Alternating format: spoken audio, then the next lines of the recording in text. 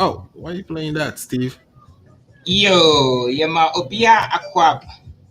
Welcome to Steve and Alfred Show. We welcome everyone to yet another exciting edition of Steve Show, Steve and Alfred Show. I hope you are doing well and you had a great weekend. Well, it was such a very snowy weekend if you happen to be on some part of the country, the Midwest and the Northeastern coast of the U.S. It was such a snowy weekend. But I hope you lived through it and you are doing well.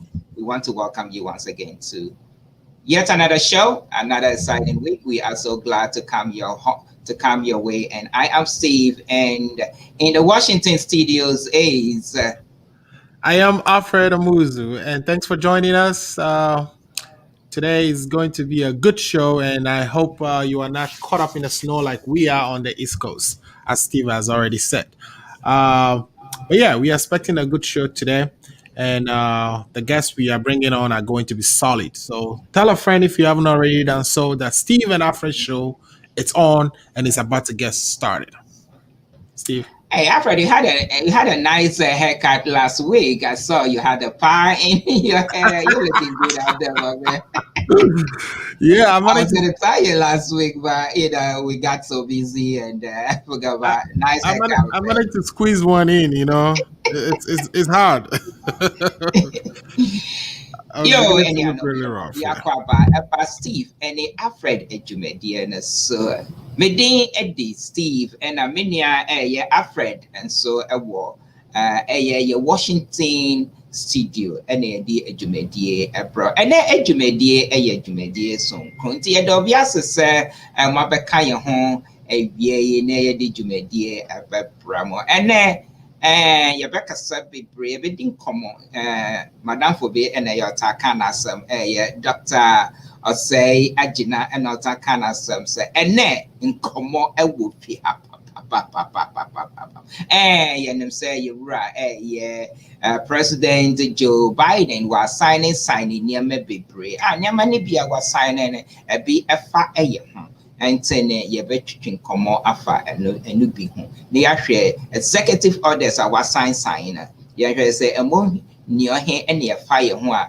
yɛbɛbɔbɔ ho kakra nti yɛsrɛ mu a momfrɛ obiara sɛ Steve ɛne Alfred agye ɔmo akonnwa ɛne ne yɛbɛbɔbɔ nneɛma a ɛfa yɛ ho ɛyɛ executive orders a yɛwura ɛyɛ president Joe Biden sign nansi a wasign bebree nso emu bi ɛfa yɛ ho nti no mo a mowɔ Facebook nso no monhyɛ link no ɛma yɛ na ɛma obiara ɛnti yɛdam ase bebree anya me mɛnti mɔfia mɔ yɛ ɔdɛn mɔfia mɔ yɛ ɔdwogba yo wɔnda mɔfia mɔ hyia kɛ wɔnda nyimɔ hyia kɛ ekɛnmɛ ne ho ekewo ni mene ho wɔba ni wɔkɛnyɛ bagba sani mene sagye no wɔkɛnyɛ bagba fɛ chon ne ke wɔ president ne eba ne gye president Joe Biden ne eba ta no ne wɔfɛ wɔle akɛ ne eba ta no ne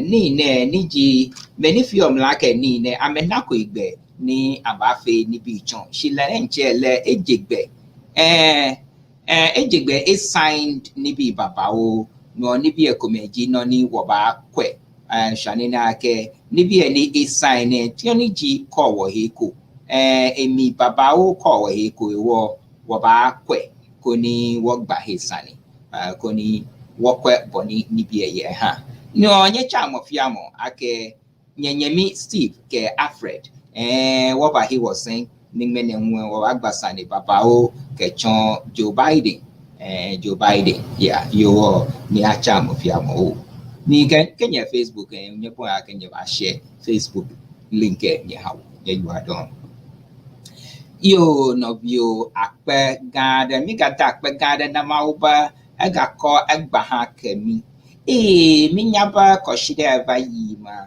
manopopio, especially a weekend a na about Midwest alo northeastern coastal, northeast coastal a snow bad the tsunami but malapopio let the badua a over emergency or ni o declare citywide alo statewide emergency all in New Jersey, New York, malapopio. Gakami dak pepper ameshamala sesni ye gbahami gadogo la moji ye mia atro nyare kalo nyabado ma egba banya majojura enye enika kude miapa president ye ya kavala shiaji le US afia menyaba yo va okwikodo eshiaji a majiji fun ya koshira valoko ya ita asawalawa makpopo bobo nuatwa awosado ko gakayento yo va no ede shiaji kwa edashi agbalado ma oyo neba executive orders executive orders enye enika kude enugedong ita egba mi ajo nya de kalo vado ma ko kude executive orders aka o sign pa hekawe mi atun akpogo ma la lo hekawe atun akpede mi anwu ha yenye nya ma ka ju ka mi ala ita ma ko mi mi yama shama ba Alfred ba Steve ba mi hoshi ye mi ba no ni vo na mi ajo nyoma ita ma jijiga fu mi ayi de wo no ji akpa gada ma na me ka mi aga gotro ayi de mi apa Washington Washington mi nya ba apa gada mo nye ita Alfred menya apa viada me mo le Washington DC ita mi aga tro ide agbodi ne wa akomi ato wiki abaya enya kojo le wiki amere no ade de ka lo vado menami afimia yide wo no ji. You are listening to or watching Steve and Alfred show from Echo Radio, your number one station for Africans living abroad. I am Steve, and Alfred is in the hot seat in Washington, D.C. We would go to Washington, D.C. so that Alfred can take us through the week in retrospect, some of the things that have happened. A lot have happened in the week. But in the meantime, please share the link, call a friend, and call a friend's friend to tell them to join the show and tune in. Today is going to be extremely exciting. Let me go to the Washington studios to Sir Alfred. Alfred, take it away. Thanks for the beautiful introduction, and welcome again to every viewer and listener to the Steve and Alfred show. If you haven't already done so, please share the link so that all your friends can join and watch this very, very informative show. Okay, so today what I'm going to do now is walk us through some of the things that happened last week. If you're in the United States, I think you've heard about these guys. You've heard about GameStop. So, what is GameStop? What is going on in Wall Street?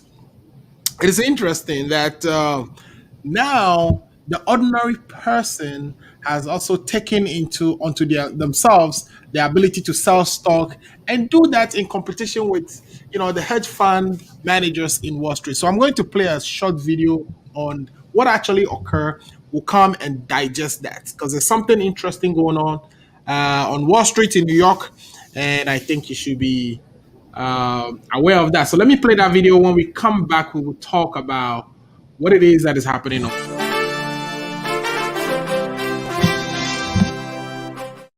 Across most of America, GameStop is just a place to buy a video game. On Wall Street, it has become a battleground where swarms of smaller investors see themselves making an epic stand against the 1%.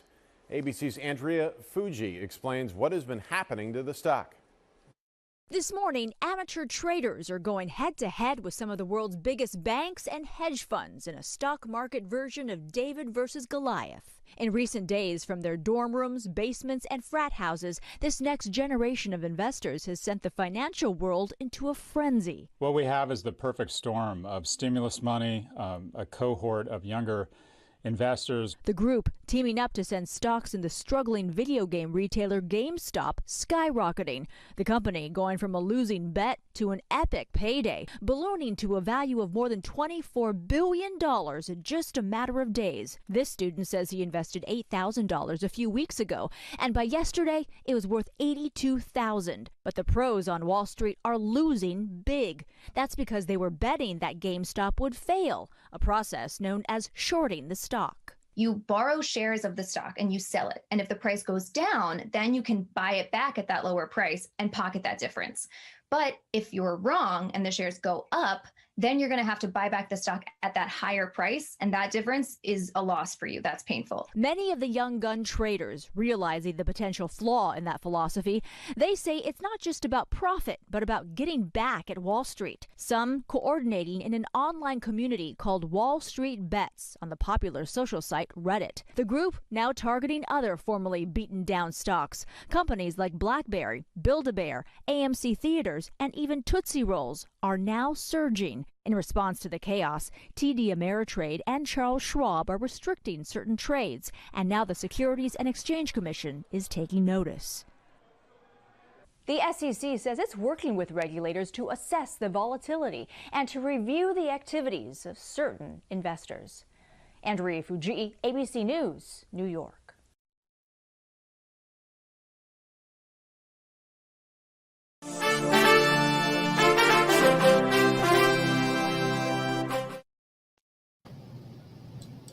Oh, yes, that is. I'm sure you've watched the video and you've seen what actually occurred on Wall Street. So the fundamentals are this, or the basics are this. Hedge funds usually do what we call shorting, or the short stock. What that means is they'll borrow the stock, or they'll borrow the stocks and then sell them in anticipation that the prices of those stocks will drop, so that they can go back and buy it at the cheap price and give it back to wherever they borrowed it from. So this has been going on, and companies like GameStop, which is like a company that sells video game consoles, and they have brick and mortar. They have stores all dotted across all the states of the United States. They deal in games. In this coronavirus period, what was going on is stocks like that, or companies like that, were the ones that the hedge fund managers are usually shorting. In other words, they are borrowing those stocks, selling, and the anticipation is the prices of those stocks would actually drop. So Reddit, which is a social media platform for chatting, has a segment that talks about Wall Street. And so what they did is they got together. These are people who just go on there and say things like, "Oh, I'm interested in this stock," or "I'm dealing in this stock and it's making me money," or not. So it's a social media platform for conversations of all kinds, and there is all kinds of groups. One that deals with stock. In the ones that, or the portion of Reddit that deals with stocks, we call it Wall Street Bets, or our Wall Street Bet. They came together. These are individuals. Some of them anonymous. You wouldn't know who is behind the accounts, but they came together and decided that instead of pushing down companies that are already suffering, because of course, due to coronavirus, some of these stores like AMC, GameStop are now operating profitably. They're already hurting. So instead of watching these hedge fund managers short them, why don't we all go and buy those stock and drive the price up? So the hedge fund managers are now left with a short position that they cannot redeem, because if they go back to the market to buy the stock in order to cover the position or what they have loaned, they will have to be paying a higher price. So this time around, the ordinary person has taken the power of making a lot of money on Wall Street from the Wall Street hedge fund managers. And I thought that was interesting. This is still ongoing. This hasn't stopped yet. Ordinary people are actually making a lot of money, because the hedge fund managers would have to go back to the stock market and purchase these stocks in order to cover their short positions. And so if I go in there and purchase, let's say, a GameStop stock, what is going to happen is I'm waiting for the hedge fund manager to come and buy it from me, and they are buying them. So I could have, paid maybe $100 for a GameStop stock, and all of a sudden, in a couple of days, the stock actually went up all the way to $358, something that was way lower before. So it's happening each day. This group of investors, ordinary investors, are choosing particular or specific companies and are driving the stock prices up. This is going to change fundamentally how equity is traded on the New York Stock Exchange, and I wanted to bring that up for a discussion as one of the things that happened last week. Well, that is in the United States. I know a few other things happen in the United States that I wanted to highlight, but they are going to form our conversation today. Things like some of the proclamations and executive orders that Joe Biden have signed and what impact those will have. But that is the topic we are tabling for today, so I'm not going to touch on that. Now, what I would touch on is Ghana. Let's go to Ghana. So in Ghana, of course, the petition, the Supreme Court's the petition, the election petition in the Supreme Court is continuing to unfold. As of last week, we've started with what we call the cross-examination of the witnesses. One witness has so far mounted a witness box in the person of Asiedu Nketia. Certain paragraphs in his witness statement, which he tendered in, I think, a week before last week or 2 weeks ago, were pleaded to be struck. So the respondent, the first respondent's lawyer wanted 10 paragraphs in the witness statements removed. These are paragraphs that are being removed, one, because either they are not relevant to the case, or they were not part of the original pleading, or they were seen to be, inappropriate for the case being held. They use their own legal terms that I'm not recalling. But yes, so the Supreme Court listened to the arguments on both sides. They agreed to strike out 7 out of 10 of those paragraphs. On the Ghana agenda, we talked about all 10 of them, where we looked at whether they should be removed or it shouldn't be removed. Some of them were basic things like we've already applied that certain decisions that were already taken by the court be reviewed. And when those decisions are made, or when the court decides on the outcome of such reviews, that the witness statements will change. These are basic stuff. But again, the Supreme Court struck that out because the Supreme Court didn't think it was necessary. There were things like the chairperson of the first respondent, which is Jane Mensah, is related somehow with the wife of the second respondent, which is President Akufo-Addo, and that would have influenced her behavior, the manner in which she actually conducted the election of 2020.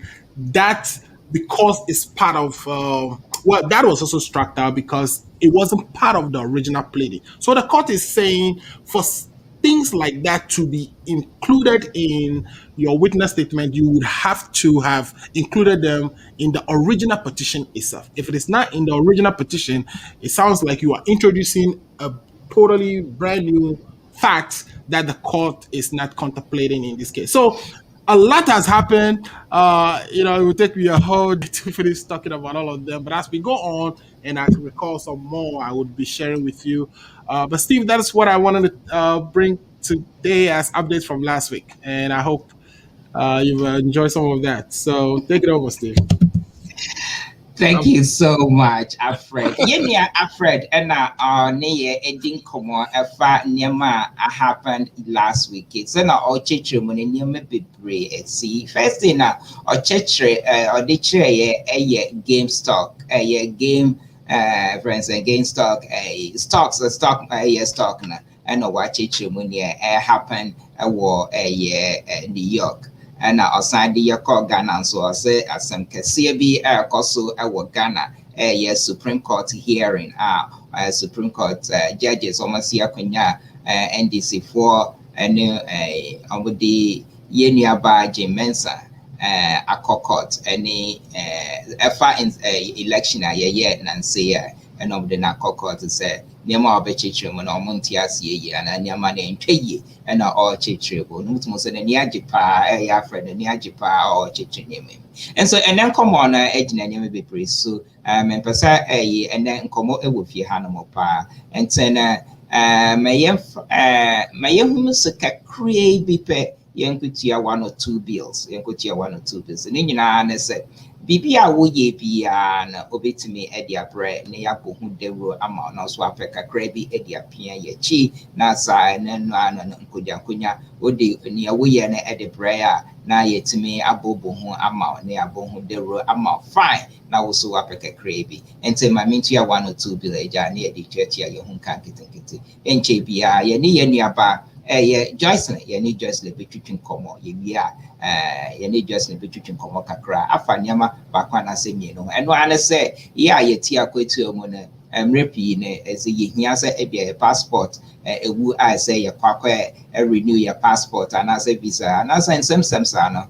Nearby Joycelyn, and you between Como Afa, a quiet bit me afa so, especially Yenti to say Alfred or Washington, and I said New York, Yeti, Chicago, Ohio, Minnesota, and Indianapolis, and Yakikahono, or the in some crab prayer, because when himself move be pray, I frame me, I was science. My own taking short break. Mutie Stephen Alfred show on Echo Radio, your number 1 station for Africans living abroad. We'll be right back after this short break. Hey, this your girl coming all the way from the US of A, yeah, baby, aka Ya Phantom. And me the feel like boys in pan and to see one bridge with your money how Ghana mat other romantic. What's me sending provisions? As I such credit, Emma Ebusuya phone and the form one Ghana. And one is a www.ghanamat.com. Then they would say, boy, a sharp connection. www.ghanamat.com. Let's show more provisions in the credit. Na omu vili yanga zankasa. I have friend numbers na mo screen na seno. Ghana Mat ye krano.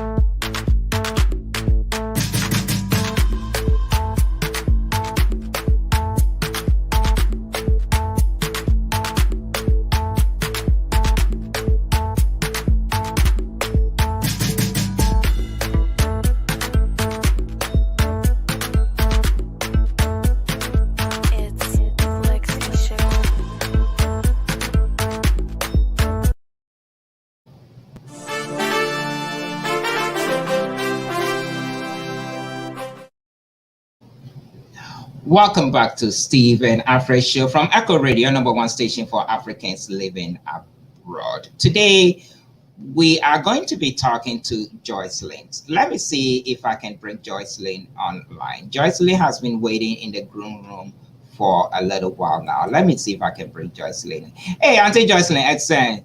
Hey, Steve, no, sir. Nyamiado.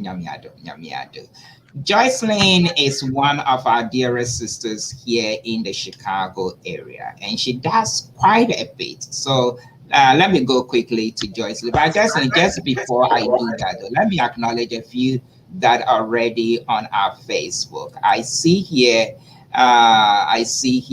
my worshipful, yes, Cayman 7 says, greetings, brother. Thank you so much, my worshipful. And he said, my brother Steve there. Yes, sir. How you doing? Anita Afenya, how you doing? It's been a while. Happy New Year to you. We haven't spoken since this New Year, so Happy New Year to you, Mrs. Afenya. Thanks for joining us this afternoon. And Vera, how you doing, Vera? Thanks for joining us this afternoon. I will share a message you sent me later on in the program. So thanks for joining. But for those of you on Facebook, please share the link so that everyone can join. Let me go back to Joycelyn, I'd say, how you doing? Steve, I'm good, and you? I'm doing good. Okay, so for those, for the benefit of those who do not know you, can you tell us a little bit about yourself and what you do, and then we can go on to talk about the exciting news that you're bringing us today.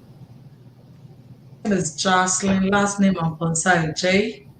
I have a travel agency by name Joycelyn Travels.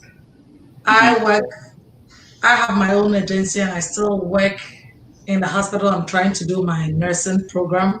So I'm kind of doing two things at the same time. I'm married with 4 children. Hey, babe. And Hey, where are the fortune of our joy? uh, and Yo, Mama was like a crown home. Yo, Pachoka swear. and I live in Elgin in Illinois. I used to live in Chicago South Side. And that's all about me. What else do you want to know, Steve? Yo, Auntie Joycelyn and bro for na papa sa. John Kessie. Yeah, Mr. President John Kessie, thanks for joining us. Mr. President Van Kudum, also thanks for joining us. Also, I'll say greetings and peace. Keep doing what you do best. Ben Kudum, Ben Kudum, the president of the Brown Harper Association here in the Chicago, and Akowuma, John Kesson Suyakoma. And so, Yenia Joycelyn, we are travel agency. I'm saying, and then in our watching. Me program we are me coffee. That's no air promi. And our friend me. And our friend me say, hey, Steve, me to got you. Then I got some soja. And that would be a good news in the Bremen, Mr. Can you tell your viewers and what you thought about doing to help Yayeti, especially Midwest, as far as your passports and any other things you brought to my attention last week Monday? First of all, still, I say you can't tree and I put a switch. I had a idea you're from more. Okay, and so when I got your friends, I got your gun for a to and so far, you can't tree. Yeah. First of all, and I'm saying more travel agency. Most of your all my money would for passport. I'm the so renew your passport. Now, as of last year, no, Miss Sandico, they are not more returning the back. I'm a few say, hey, dear, pandemic near costuming. It kept coming back, and I'm decided to say, I said, me no, be in the casa. And I called them up to say, we pay passport to renew it the first time now. So they say they are turning into biometrics. Until the person nipa na omo mbra this and now uncle New York. And I'm kind of didn't go down well with me. And me talk also na one or two people I mean more high commissions minimum. I went through them and I poured out my grievances. Then I teach Chicago higher and I tell you no, and America per se. Ghana ni be an documented. So when so being a passport, now that's on call DC and New Yorker. Nipa and the passport aspire because we are in nature, no. We don't renew our passport when it's 6 months. We wait for it to get expired and sign the renew. Now, because the Nipa no call DC or fly a passport no the ID valid no on to me enko or drive so high will be and say highways and they be a police for. What if it gets stopped? Now, fail bibi obi or tickle one of your breadwinner fee. Yes, stopping the near the choir. Oh, now, catch and say a Sebrano. 110 free representative and no this no. BBC, I won't know Bobo, the answer one pushing a mayor the neighbor coffee. And I type this is no. Okay, so Nipan Coffer Graham. O could do this and New York and you want not here. A copper baby or better, baby or better, or yeah, biometrics number back as I am a year bread.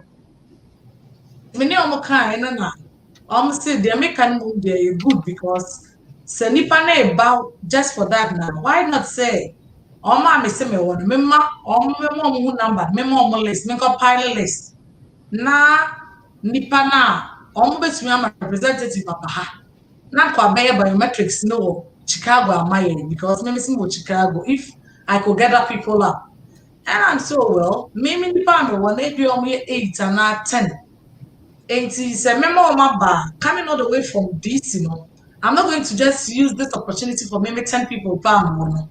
And then member and quite maybe I'm sure some people will problem and not me facing.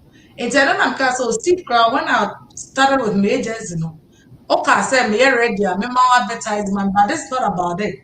About a day boy because we do our uncle DC and any problem. Or would you onion one also the idea spy. And I'm fraud that late because let me say late it's because I'll say okay for us to talk now, so it doesn't matter. And I'm very appreciative about that because in the catcher one so when you fly and I'm a fambra, then you send it out for me and I could get people to come on. And the man made the bar or the man catch us and the man because but if this is for 10 people or 50 people is the same thing. I'll be a bonny panel so young one na is our dream free. To see that is there. Yo, yeah, that's Yenia Joycelyn, yeah, that's a big break. Producer S and it's the messages to say, okay, yeah, stick it to a brofo kakra, yanka brofo kakra. Now, Okay. we have a lot of non-Ghanaians are almost sharing in the yanka brofo kakra. Okay, that's right. And to say, you know, the topic we're talking about had to deal with Ghanaians who live here in the Midwest having to travel to either Washington, D.C. or New York to process their passport. At times of if their passport expires, they had to travel there because of the requirement, the Ghanaian government's requirement that processing Ghanaian passport now requires you to have a biometric fingerprint collected before the passport can be issued to you. And that creates a little bit of a challenge for those of us who live here in the Midwest or outside the Washington, D.C. area. So we have our sister Joycelyn coming to our aid here.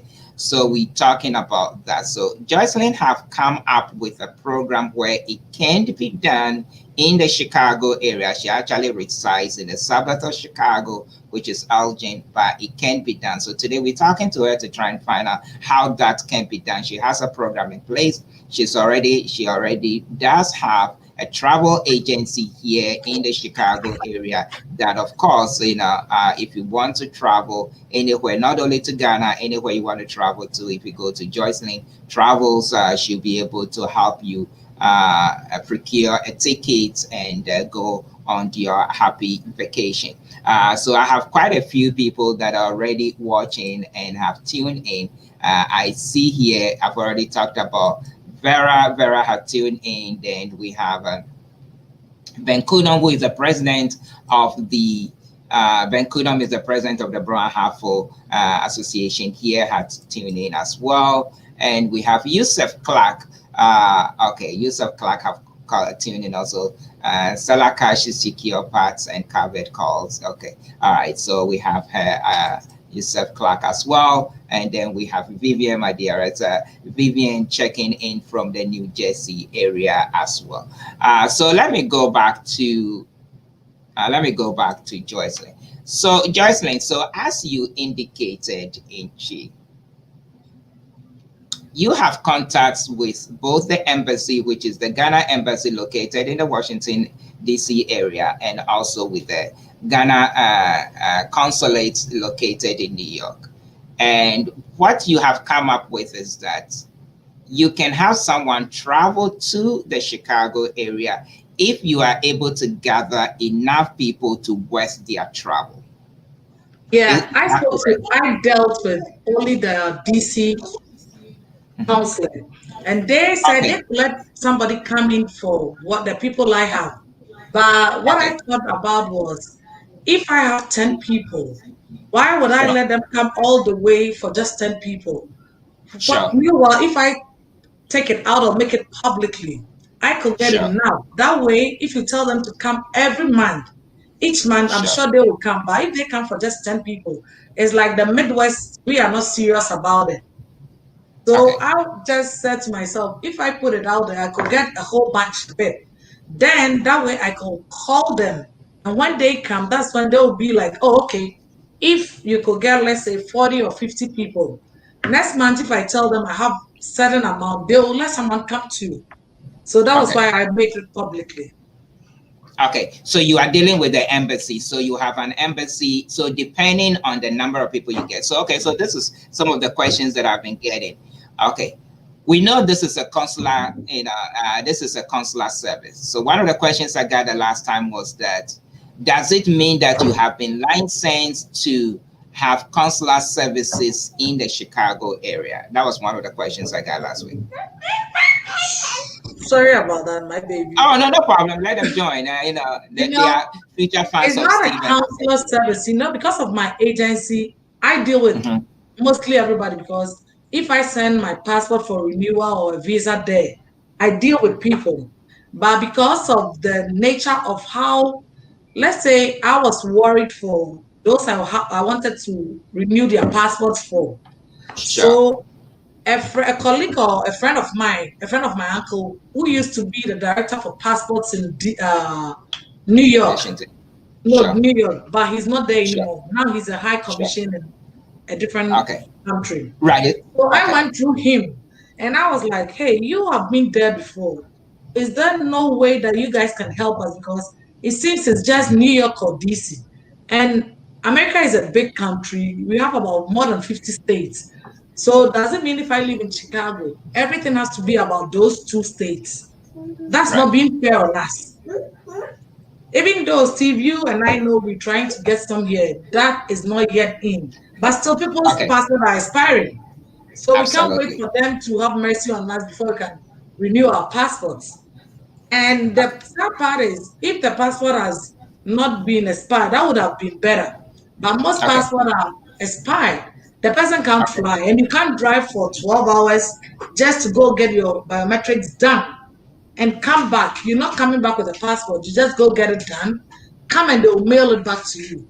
That was my concern, and that was why I dealt with. So because of who I spoke to, he directed me straight to the person in charge. And that was when we started. So it's not that I have a license from them. I'm just gathering the people, helping with the application. Like if someone comes to me and say, hey, can you help me renew my passport? Fill your application, get a passport picture. All I'm doing is gather people so that when the person comes here, I find a location, call those I have their passport in my possession. Hey, we're meeting at, let's say, downtown Chicago, this address. Yeah, you just come and meet at Arco Studio. So bring them to Arco Studio. We'll take $1 each from them. Where is your studio? I don't even know where your studio is. It's right downtown Chicago. So okay, so let's assume I say, okay, everybody come to Arco Studio. We're going to get it down. Come there from 9 to 5. I've given the location. The person from DC is here. I come with the person. I have a list of the names of those I have their passports in my possession. You come, get your biometrics done. You just leave.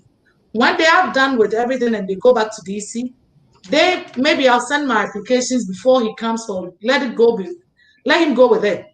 Then they'll issue the passport and send it back to me because they don't know anybody. They're dealing with just me. okay. All right. Okay. So the next question that I had was, okay, so when you have enough people, okay, so let's go through the process of, but let me put this out there. Look, I know there's quite a few of you on that are listening and want to join in the conversation. You have questions, you can please call 773-960-5416. That's 773-960-5416 with your questions. Joycelyn is going to be here with us for just a very short period. So please, we want to call in very quickly with your questions. Okay, so Justin, let me come back to you here.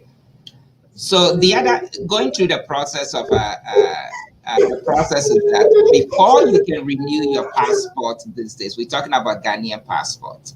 Before you can renew your Ghanaian passport these days, you have to have your fingerprints, which is your biometric, collected.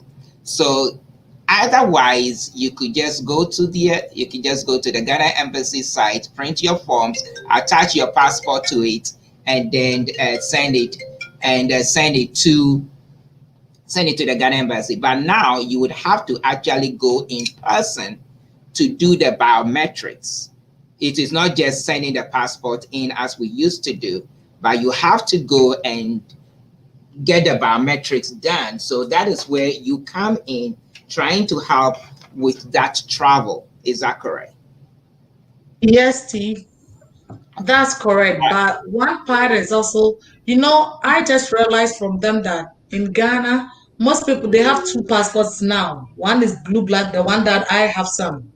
and Okay. they have a green one too.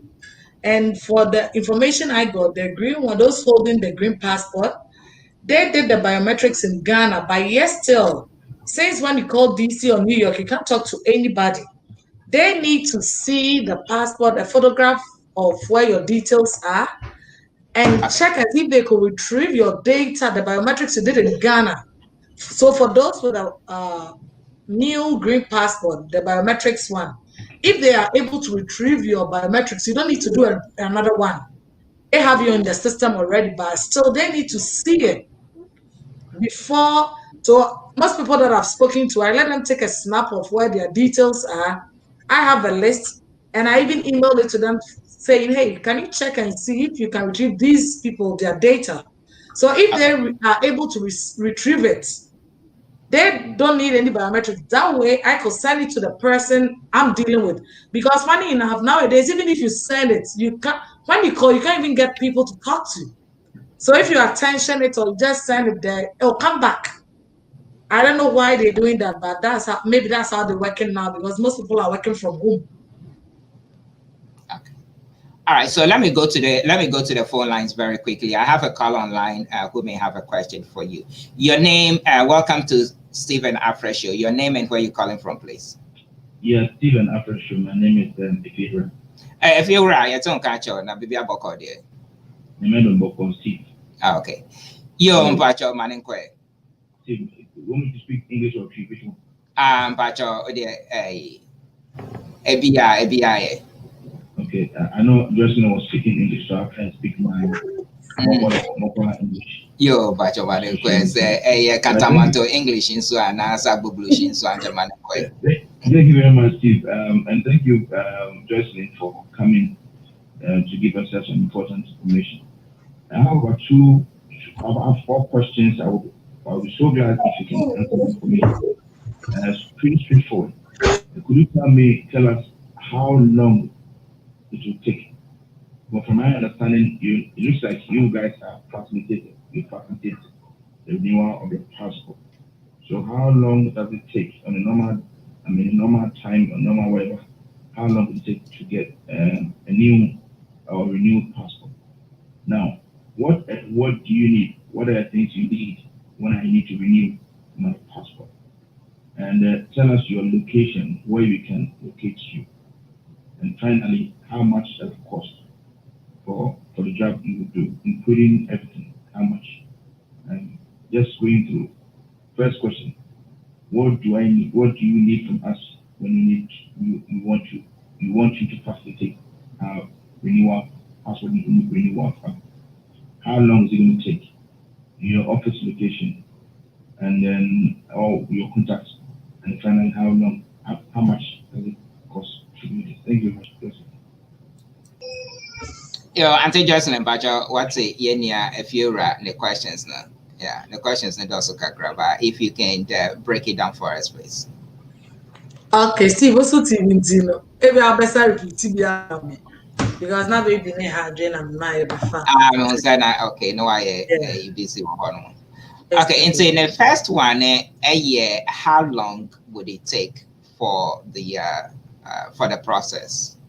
Okay, when I spoke to them, they said if they come to Chicago, let's say next week, I say, okay, now I have these people. When are you coming? They say Wednesday. I want them to come. Okay, yeah, just in Pacho, so on have a kind of bro for him. Okay, but I told you to me, I can cheer you.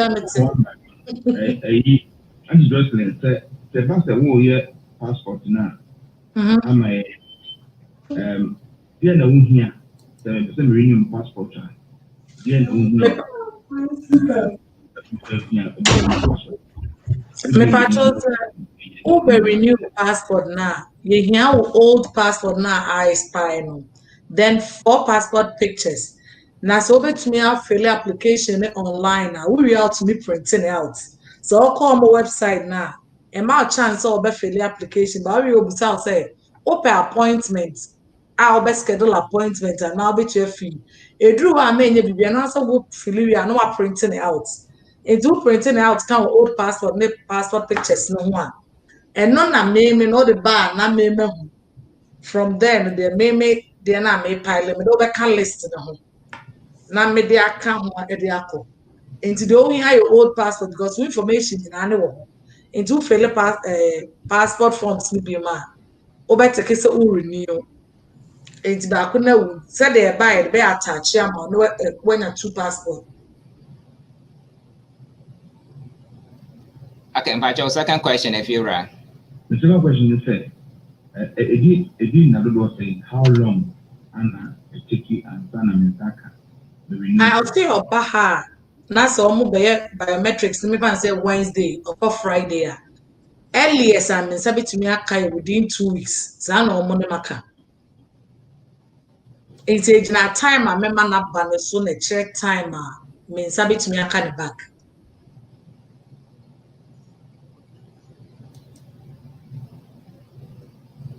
If you're on, but your third question, Third question now, yeah, one on office and answer the contact number. Now, in case that there will be problem with my friend. The last one, Captain Oji. Okay. Third one no. Flyer na say Steve there to so but na name address me wo Elgin. Na Elgin wo after here Shamberg mochi. From Chicago to me place here about 1 hour. And most people now me know makasa na me pe easier location na more. Me kwa me name say Steve more downtown. It's me catch more Chicago they say obi anim Kaneshi African shop. Into me friend Dora say okay because me fear me baby I'm a walk any baby a nipa baby one and we know be an because on drive through this weather. Embra Elgin obi okro nim baby o but so we of forms no be there we are not ashamed with me.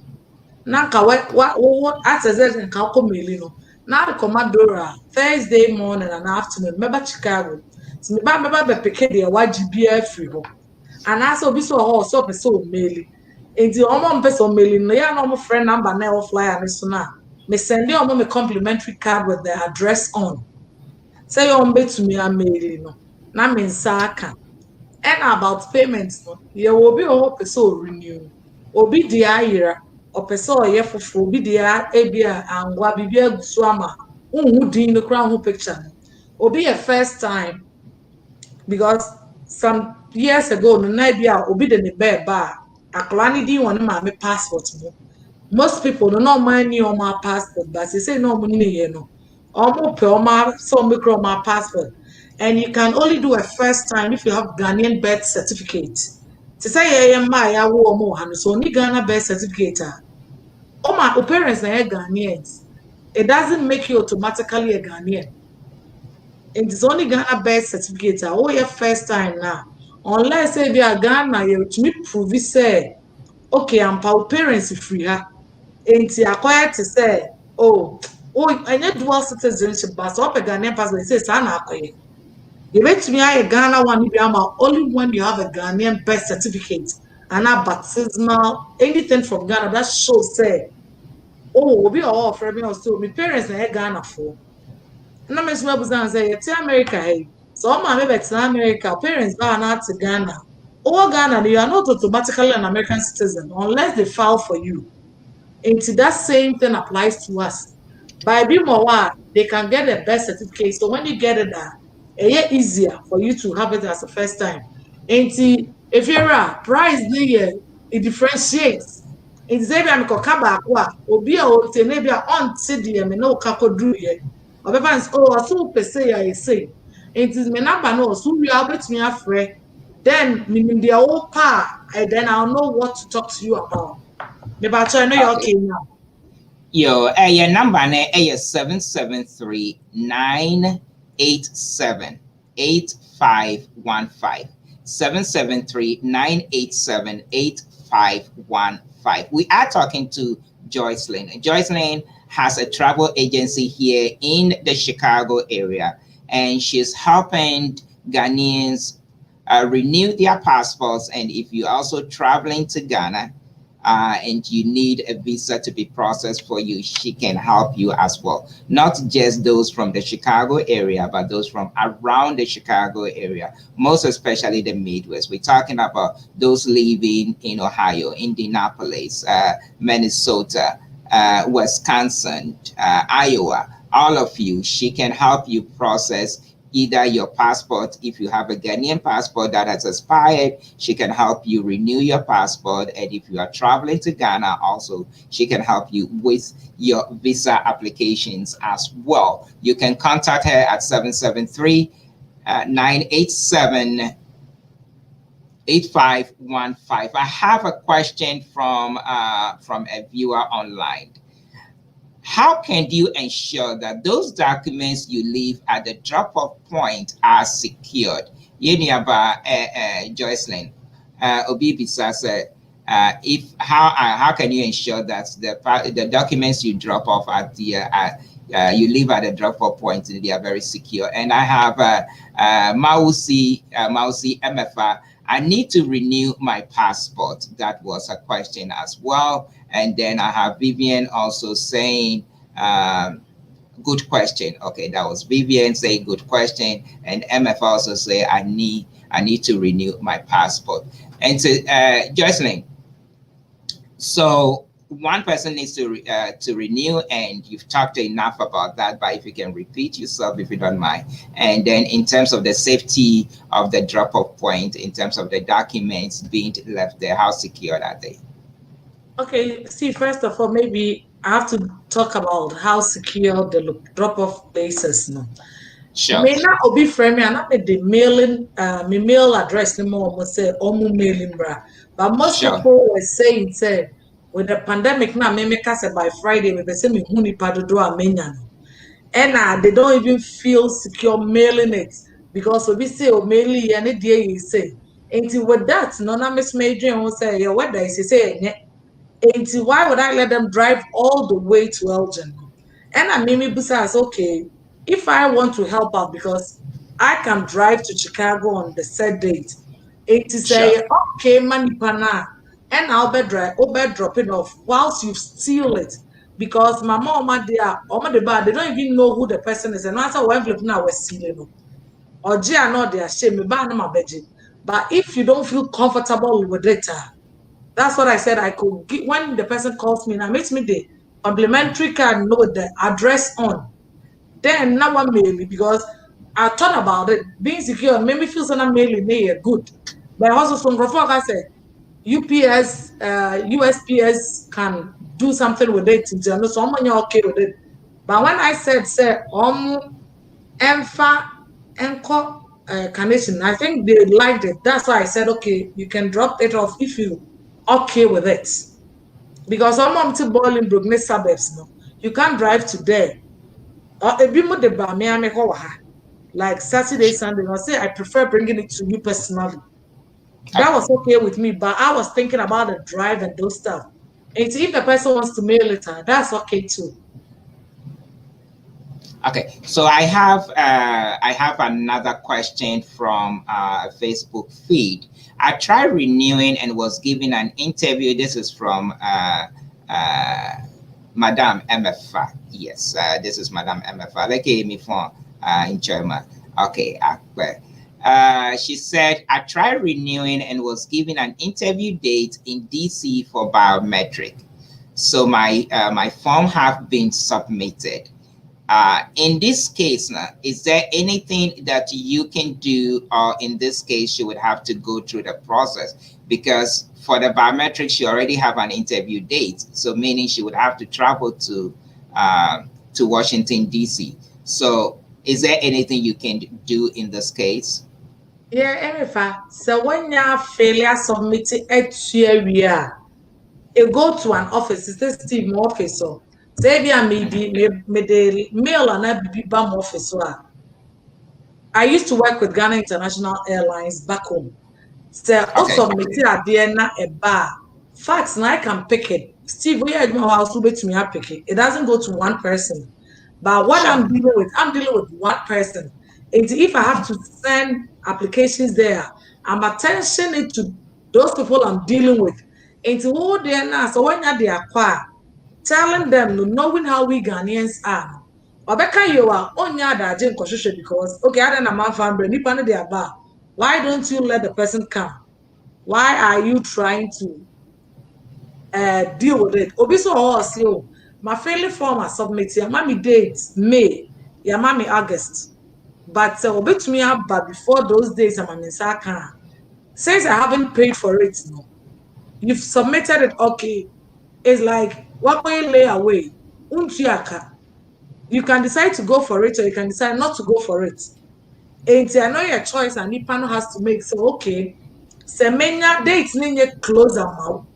Ebi owa when in December. Maybe try some many panaba within next week or two. And to be over se men change December. So be buy any extra dia me pese me. Yes, still maybe so war doubts about it. Say, okay, how say oko website I see this or no so be beba. I don't have the machine in my room. And I can't just wake up one morning and say, hey, everybody bring your passport, let me renew it for you. It's because of what they told me, that's what I'm using it. It is a witchy idea. I think say you've made the appointment. You can decide not to even cancel, let it be there. Oh yes, the background now your biometric now. They won't even do another one because they will have you being done already. Okay, Jocelyn.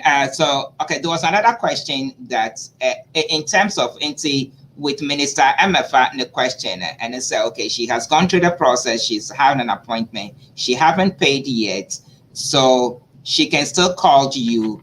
Your friend said she can still call you at 773-987-8515. That is 773-987-8515, and then you can discuss this with her. And there's more than likelihood that if you are able to get enough people, you can get the biometric done for her here, and then that can hasten the process, or you can even continue with the process and trying to get her renew her passport. One of the things that a friend called me over the weekend was that, look, if you go to the website, appointments are up to November of 2021, of 2021. So that's where the appointments are right now. I know I have Donatus is watching, Sylvester is watching, and then we have Josephine Kumsen, Kofi, I have Atu Kwamina Danso is watching, Dr. Levette is watching as well, and we have quite a few people. Okay, so the other question is that, so if they come to you, you'll be able to gather them. But there's question about, let's say we are not renewing passports, we just want our visa, securing or procuring our visa. US citizens wanting to travel to Ghana and trying to get a visa. That is a little different from what we have been discussing so far. So can you share some few views on the process of getting a visa? Yeah, the process of getting a visa is still you fill the application with, I think, Sure. 2 passport pictures. And you know what they don't tell us is when you go to the website, they don't specify which one you're doing, whether the passport or the visa. All they say is fill an application. You need to come here, but we don't need a biometric for the visas because you're just getting a visa. And because most of them are working from home, you won't get someone to talk to. And the website doesn't give you enough answers to your questions. So I asked them, and they also said, if you have for the visa, it's not a problem. You can send it to us, attention, and they'll do it for you. Or better, so if someone wants to do it herself, you can try and do that, and they will issue it to you. Because for the visa, I deal with either Houston, anywhere they have a consulate that can issue visas, because it's only New York and DC that issue passports. And that's what the problem is. Okay. All right. So for visas, we can still come to you, and then you can get that done. One of the questions that was asked, assistance with that, I will surely help them. Okay. All right. So Minister Maushi did have another question too. So how do I do my biometric in Chicago? In Chicago, not DC, right? If they come through you. Maushi, how you can do it is, even though you've made an appointment, you don't need to cancel or do anything to it. I don't know the date they gave you, but I was chatting with the one I'm dealing with, asking when they can come to Chicago. And they said they were going to have a meeting today. And from then, they will come back to me with a date and when they will come here. Because I told them I have enough people. And for them to come, we talked about how many people I want them to come and do it. So they said we're going to have a meeting today. So since I didn't hear from them today, I'm waiting tomorrow or Wednesday, and I'll get back to them and ask, okay, so now when are you coming? Because you said I have to get people. I have the people. So now you let me know when you come, and then I'll relay the information to those I have their passport in my possession for them to know, because I know people works different schedules. So for them to make provision for when to come in and do it. Okay. All right, thank you so much. I think I do with the two Hanomona would see yes, Stephen Alfred show, and then ye about Joycelyn in the drink come on. So who are Ghana passport now passport who are also person will renew passport quite a bit me after so others obit me after Washington and I say New York so pay and so no. So with Chicago, Hanauti, Ohio, and also Indianapolis, and also Minnesota, and also Wisconsin, and also Iowa. Or say no or ne embassy for nakasa or mama ne kwan say omo bwa manfo bo omo bwa ni omo mwa ya no onye onya nipa kakra na omeba ha no ye passport Ghana passport because say ne eso ye biometric into omo ombetwa kwan no maba ha no maba be ye biometric ne or say onwe any fidie na esi ni dem a obetumi atwa wo san no with fingerprint no. And so no obitimi abwa omo baba embassy for na baba na omo baba biometric na fe ni a process passports na amamo renewal na passports na ma and monum be so episode question about visa say baby to kwan akọ Ghana ya baby tena ha ya US for and I say ya US citizens wo pe nti wo ko fia wa wo ko fie nso a wo sa here visa e akọ Ghana and so no or say any dear a diota dada and say any dear enye bibia enye hu bia because I know so no and one so mon friend obi to me abwa na aye na wabwa mama your friend say ama ye visa obi to me aye visa no so ama mo intena the information and the good hand no wo fresh 7737 987 773-987-8515. That is 773-987-8515. She can help you. She does have a drop-off point here in Chicago. You don't have to mail your documentations to her. She resides in the Elgin area, so you can just drop off at Kaneshi. Kaneshi is located right off Wilson and just right off Wilson and Sheridan. It's just right there. You can drop it off Kaneshi supermarket. You can drop off your documents there. But the best thing to do is to call Joycelyn at 773-987-8515. Call Joycelyn at 773-987-8515, and she would get you all the details in regards to how you can, how she can help you process your documentations, be it visa or be it renewal of your passport. We have to let Joycelyn go because we do have quite a show in stock for you. So share the link and also share the information. But before we do, let me bring Joycelyn back on so that she can give us her closing remarks before we get her out of here. I see Patrick Senyo Ajadu has just joined us all the way from the Philadelphia area as well. What about those who are out of state? That was his question regarding the processing of either Ghanaian passport or a visa. So Joycelyn, before we let you go, thank you so much for coming on a short notice. And I know we would have to bring you back so that we can talk about this some more in detail.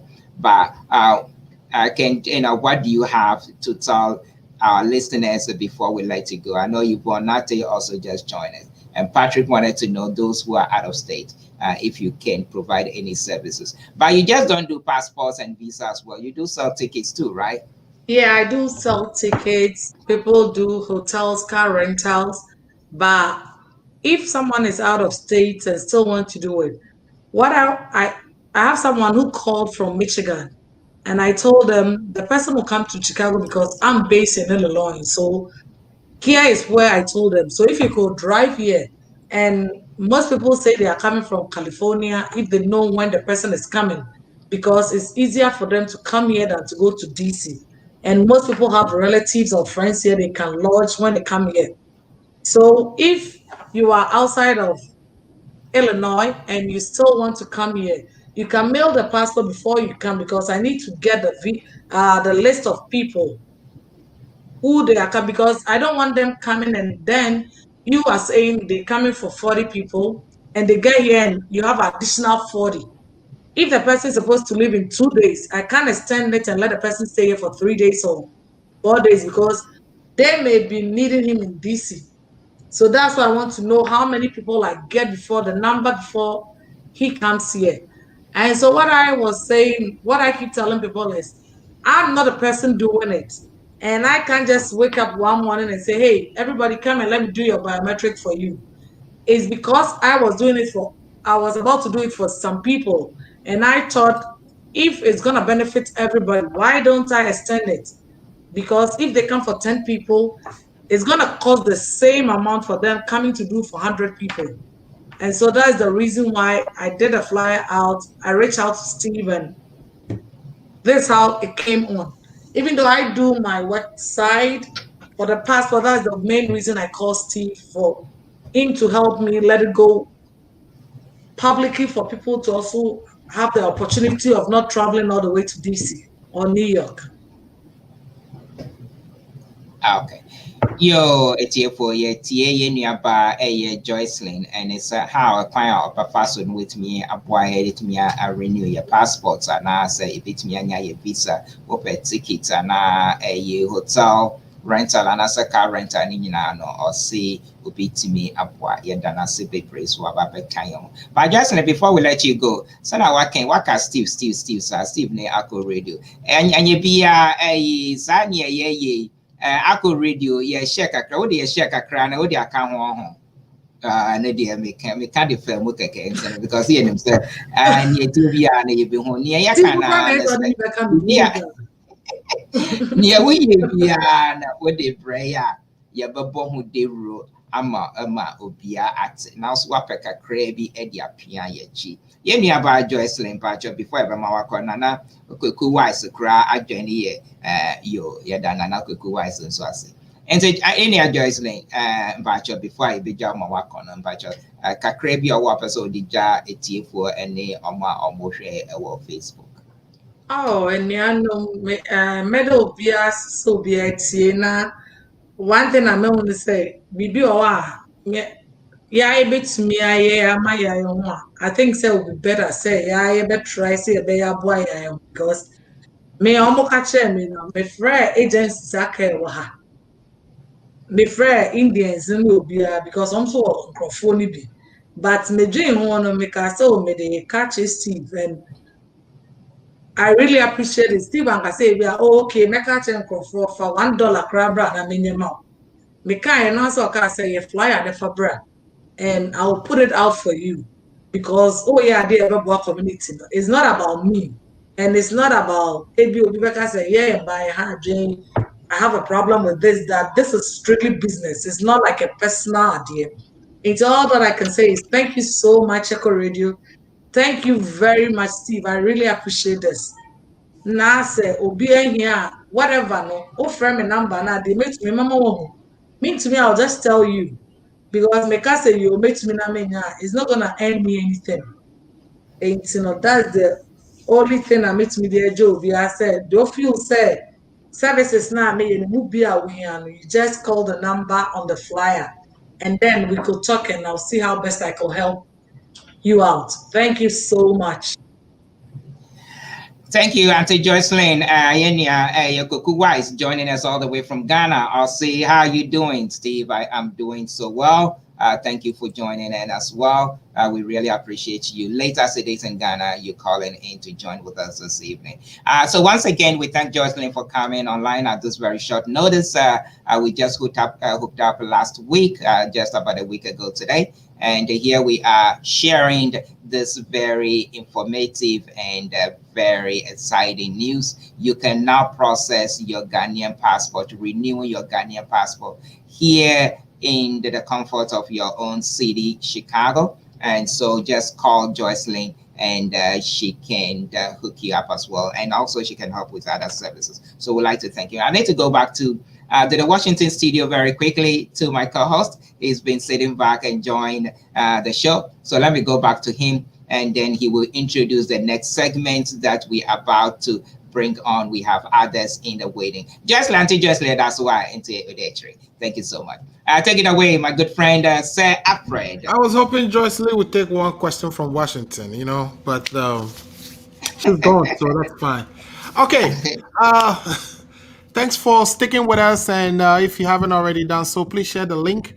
Like we said, the shows are packed today, and I can see our guests in the green room, and we want to bring them in. Steve, preferably, if you could do the introduction of the guests and then I introduce the topics. But I think what you wanted is for me to introduce the topics first. So today, what we are going to be talking about is the executive orders and the proclamations that Joe Biden have signed so far. He has signed so many of them. We will be looking at some specific ones to see how they impact our community. Things like DACA, things like the Liberians' delayed departure. So there are a few of them that we will be looking at. There's a whole lot of them on coronavirus, travel guidelines, etc., etc.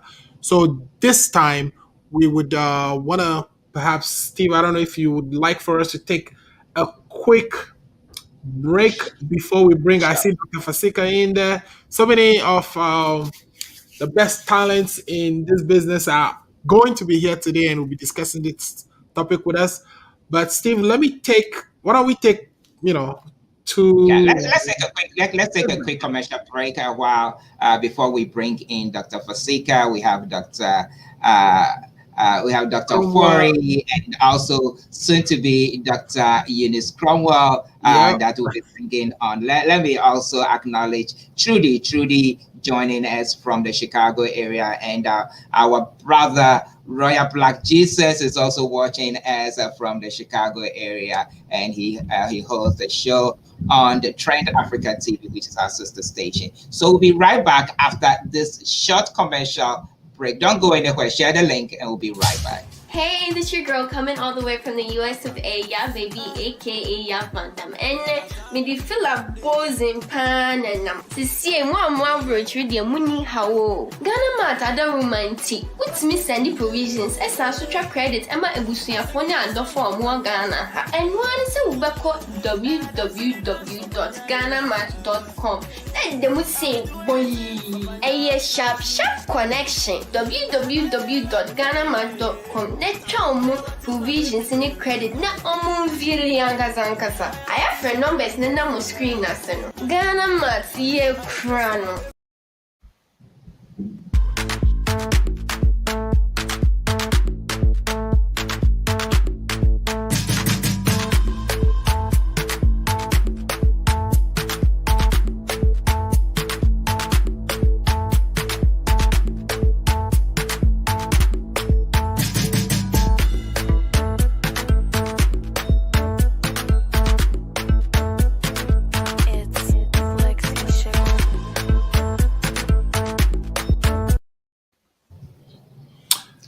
Welcome back to an Alfred show. We'd like to thank you all for joining us and sharing our links with us, for sharing the links as well. So I'd like to thank you for doing that. So as we told you before we took the commercial break, there are a lot of executive orders, and as Alfred rightly stated, there are some proclamations that have been signed as well. And I know Dr. Fasika has another appointment. She needs to be out of here in a few minutes. So let me bring in Dr. Fasika Alam. She is the director of programs at the United African Organization UAO here in Chicago.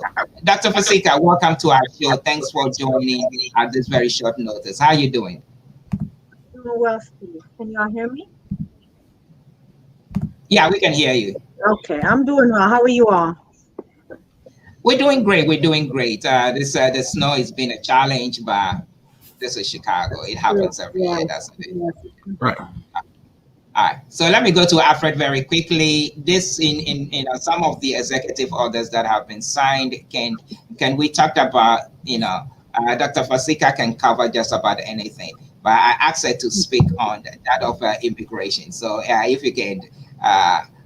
If you have a question for her regarding that. But Dr. Fasika, before Alfred comes in though, can you just introduce yourself once again for the sake of those viewers that are tuning in for the first time today? Sure, I can do that. My name is Fasika Alam. I am Programs Director with the United African Organization, which is a Chicago-based coalition of African community-based organizations with the mission of advocating for and empowering African immigrants within the state of Illinois. Okay, so Alfred, take it away. Dr. Fasika, thanks for having you back on the show again. I know the last time it was great hanging, being on the show with you, and you had provided a lot of good information. So I, saw your name today, and I was excited. Now, Dr. Fasika, I know you have perhaps seen some of the executive orders that were signed. Seeing your name, the first one that came to my mind was back in the 90s, I think it was 1991, the United States had opened its borders for Liberian refugees to migrate to the United States and stay here because they were having the war and all that. Over the years, there has been several extensions, even through the Obama administration, where the timeline for them to stay in the United States would expire, but we will give them additional year. It has been extended until the 20th of January this year. It was going to expire. They couldn't get their authorizations renewed, or they are supposed to leave the country. But Joe Biden has also signed another executive order extending their stay in the United States to, I think, June of 2022.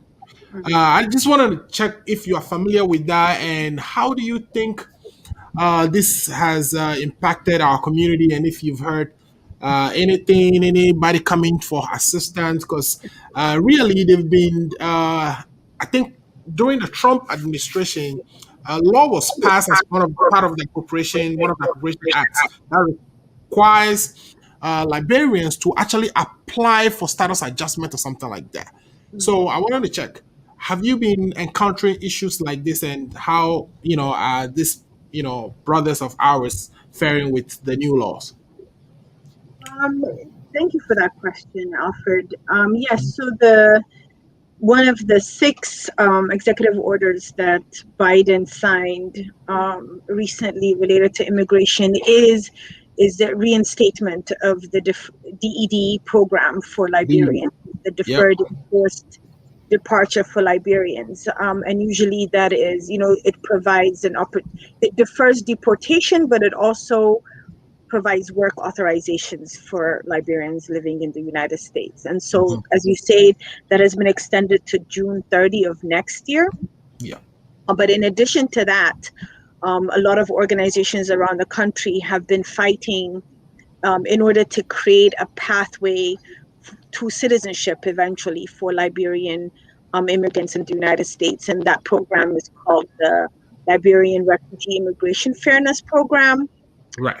And so through that program, they have also, been able to create an opportunity for folks to apply for citizenship, for residency, for their green cards. So as you said, I think that was expected to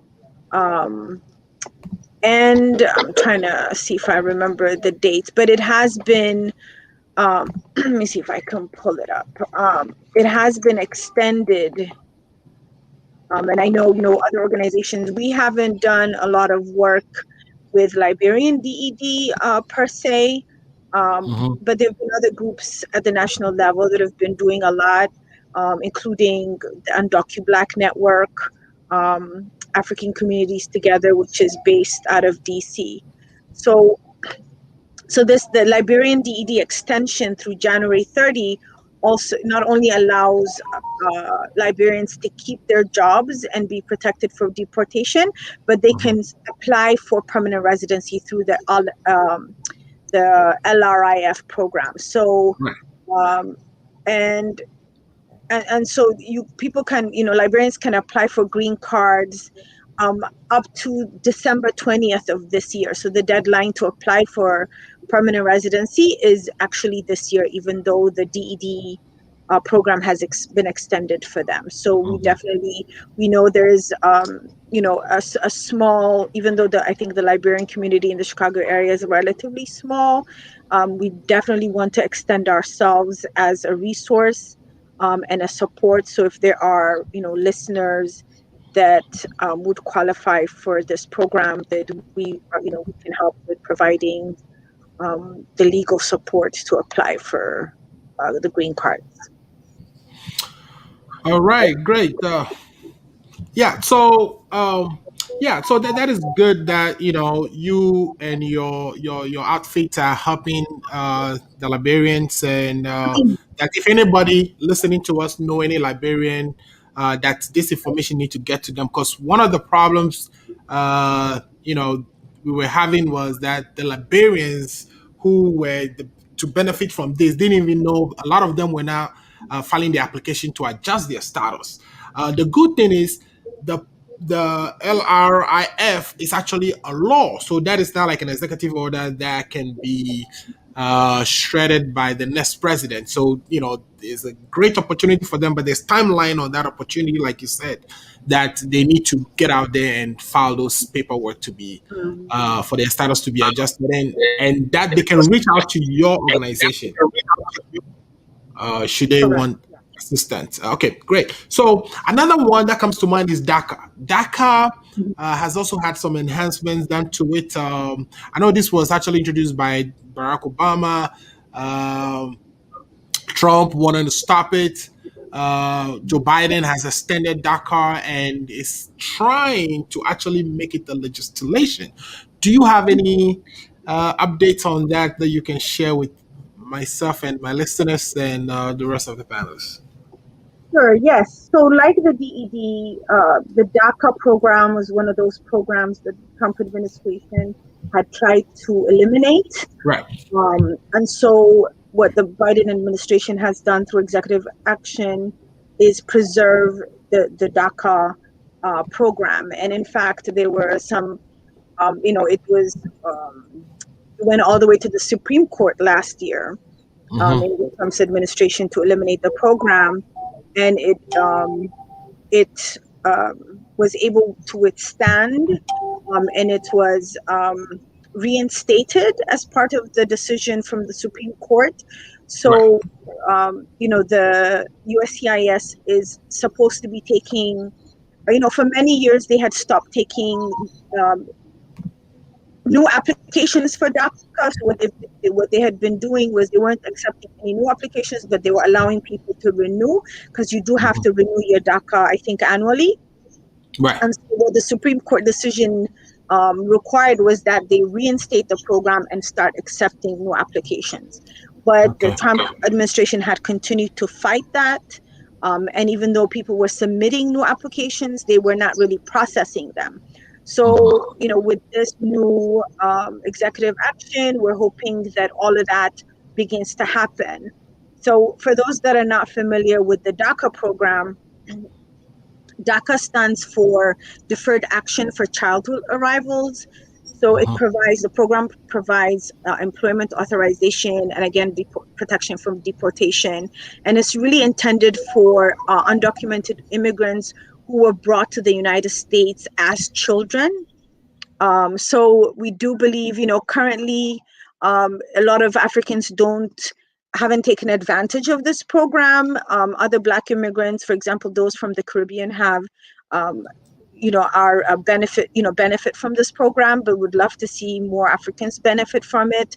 So if you came, as a child, if you came to the United States when you were younger than 16, you've been continuously in the United States since 2000, like June of 2007.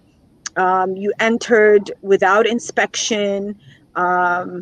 And you're currently in school or you've graduated from high school, and you have no criminal convictions or that would bar you, you would be eligible for this program as well. So if there are listeners or members of our community that have children, that they brought as children, or adults that came here as children and have had no legal standing, they may be eligible for this program. So we encourage everyone to give us a call so we can assess your case and determine if you would be eligible for that program also. So I want to make sure I share our WhatsApp number for folks that would like to get in touch with us and have questions about their particular situation or case.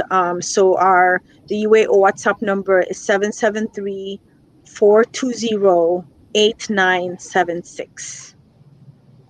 773-420-8976. All right. Thank you so much, Fasika. One of the questions that I have been getting is, with all these executive orders, yes, we do care. There is a lot of it that's pertain to us. But one of the questions that I've been getting often than not is there a pathway to citizenship for non-documented immigrants that find themselves here in the U.S. and any of these executives? If there is, what needs to be done? What are the provisions enshrined in this executive order? Well, so the other executive orders that were signed by President Biden that relate to immigration is one, he has reversed Trump's travel ban on the Muslim majority and African countries. So, for example, we saw, the ban on travel from Nigeria, for example, which we know was really detrimental to our community members because it separated families, right? Families could no longer, immigrate to join their family members here. So he's rescinded that, which is a great thing. He's also signed an executive order to undo the expansion to the immigration enforcement that we saw in the Trump administration. And we saw that during the last 4 years, we have seen an increase in the deportation of African immigrants. And in fact, we saw it, in the days leading up to, inauguration, we saw the massive deportation of Africans. He's also halted the construction of the border wall, which, is also an important action. And then he also had placed a moratorium on deportations for 100 days until they had the opportunity to really take a good look at the system, the immigration system, and the process of deportation. But we know that is now a judge in Texas has put an injunction on that. So that moratorium is temporarily not in effect any longer. And then we also saw an executive action,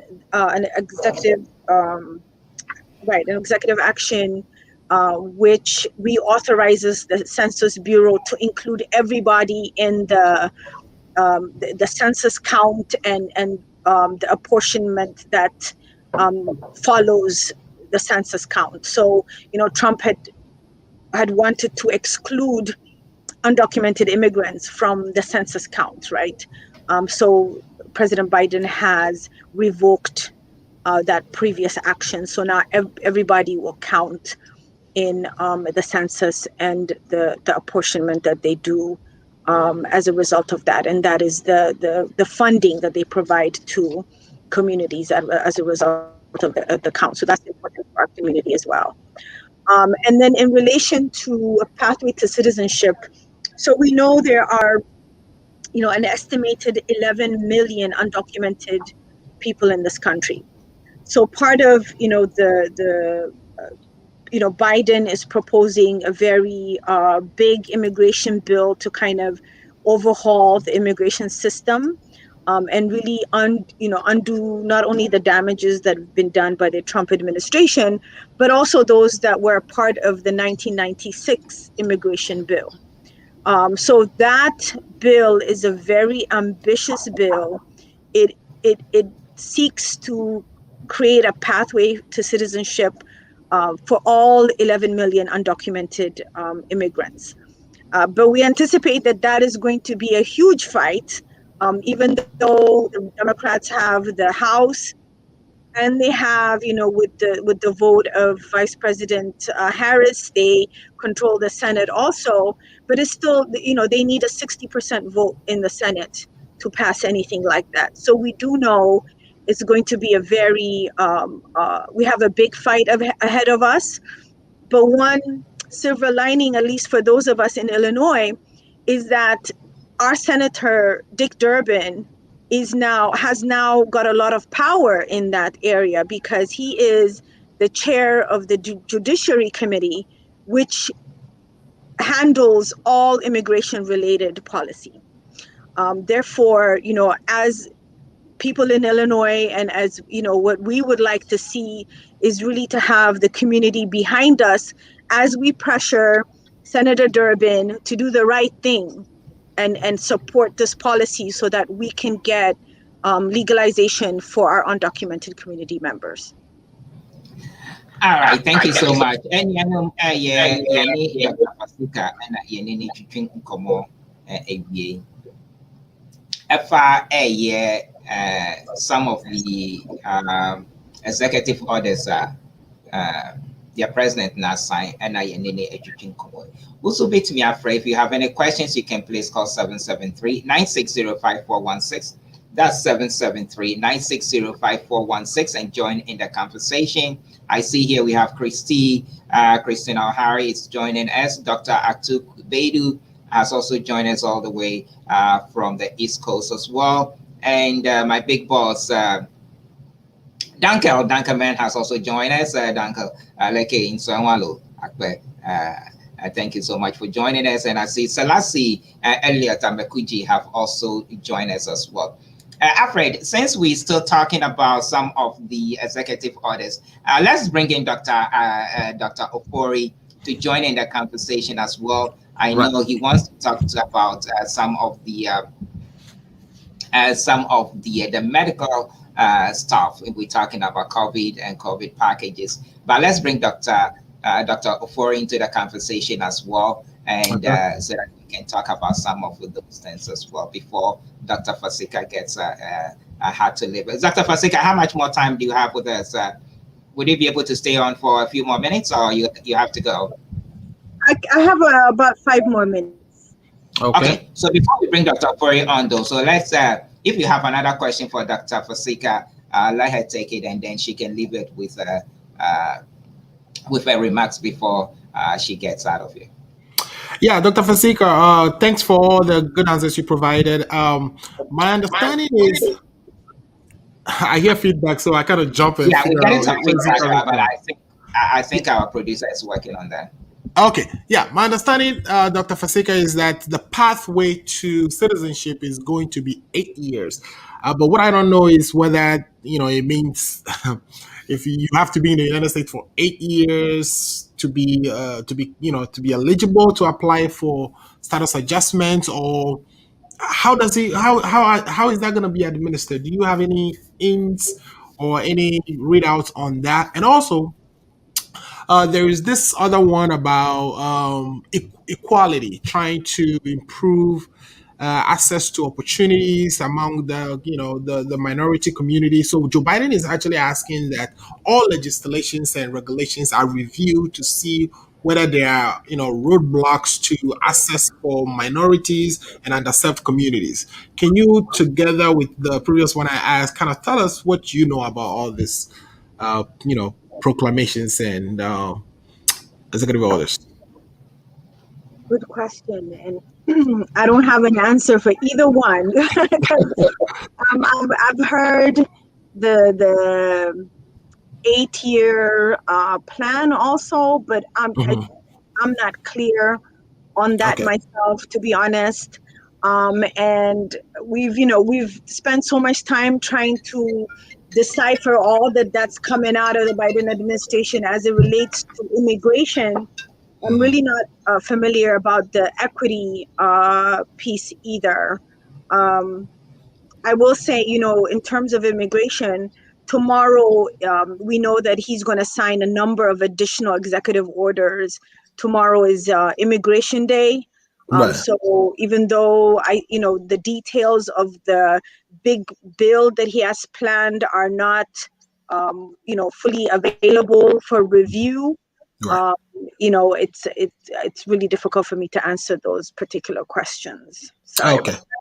No problem at all. I mean, you've been really good with us with all the details you provided so far, and we appreciate it. So, again, if you can give the listeners your number, and how they can reach you, I think that would be great, especially if they need assistance, especially Liberian refugees who may need to quickly apply for the LRFIIF that. program. Yes. Sure. So you can find us on, our social media platforms. We are on Facebook. If you search for United African Organization, you'll Mhm. find us there. In fact, this past Saturday, we did a community meeting, a webinar about, the types of policies that African immigrants should be pushing for, or what the priorities Right. for African immigrants would be in this administration. So we do have a recording of that um, on our Facebook page. So Okay. Facebook is a really good way to keep in contact with us. We're also on Instagram, for those that do use Instagram, as Unite Africa. Our office number, our offices are open by appointment, but you can call us at our office number. It's 312-989. For some reason, I just drew a blank with our phone number. Hold on a second. That I don't know if happens. that happens to you all, but yes, 989. Let me give you Yeah, our. I know the one you gave us before was 773-420-8976. Is that Yes, so still? that's Yeah. that's our WhatsApp number. So we can Okay. definitely stick with that. So you can call, you can send SMS on that number, and we do Mhm. respond. Okay. And then yeah, so those are the best ways. And our website, uniteafricans.org, you can join our mailing list through our website also. So there are a number of ways to get in contact with us.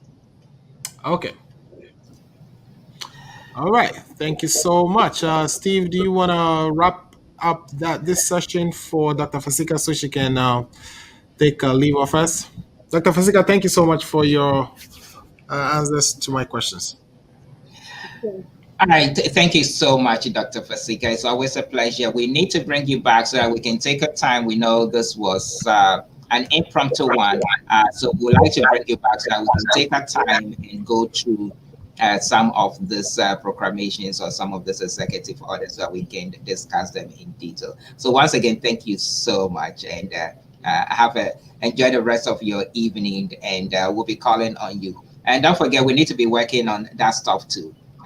To talk about a few other things, the commercials that we talked about. So we need to be working on it. I'm still waiting for the scripts so that we can get to work on it. Okay. All right. All right, thank you so much. We'd like to thank Dr. Fosika. I think I would do with video 200. I see Eunice is joining us. Eunice Ejiwa has joined us, and Aurelia Atiumo, that is Mama Aurelia Atiumo, has also joined us. We'd like to thank you, all of you. Yeah, we are talking about Z Hansen, Zoe Hansen has also joined us. I'd like to thank all of you.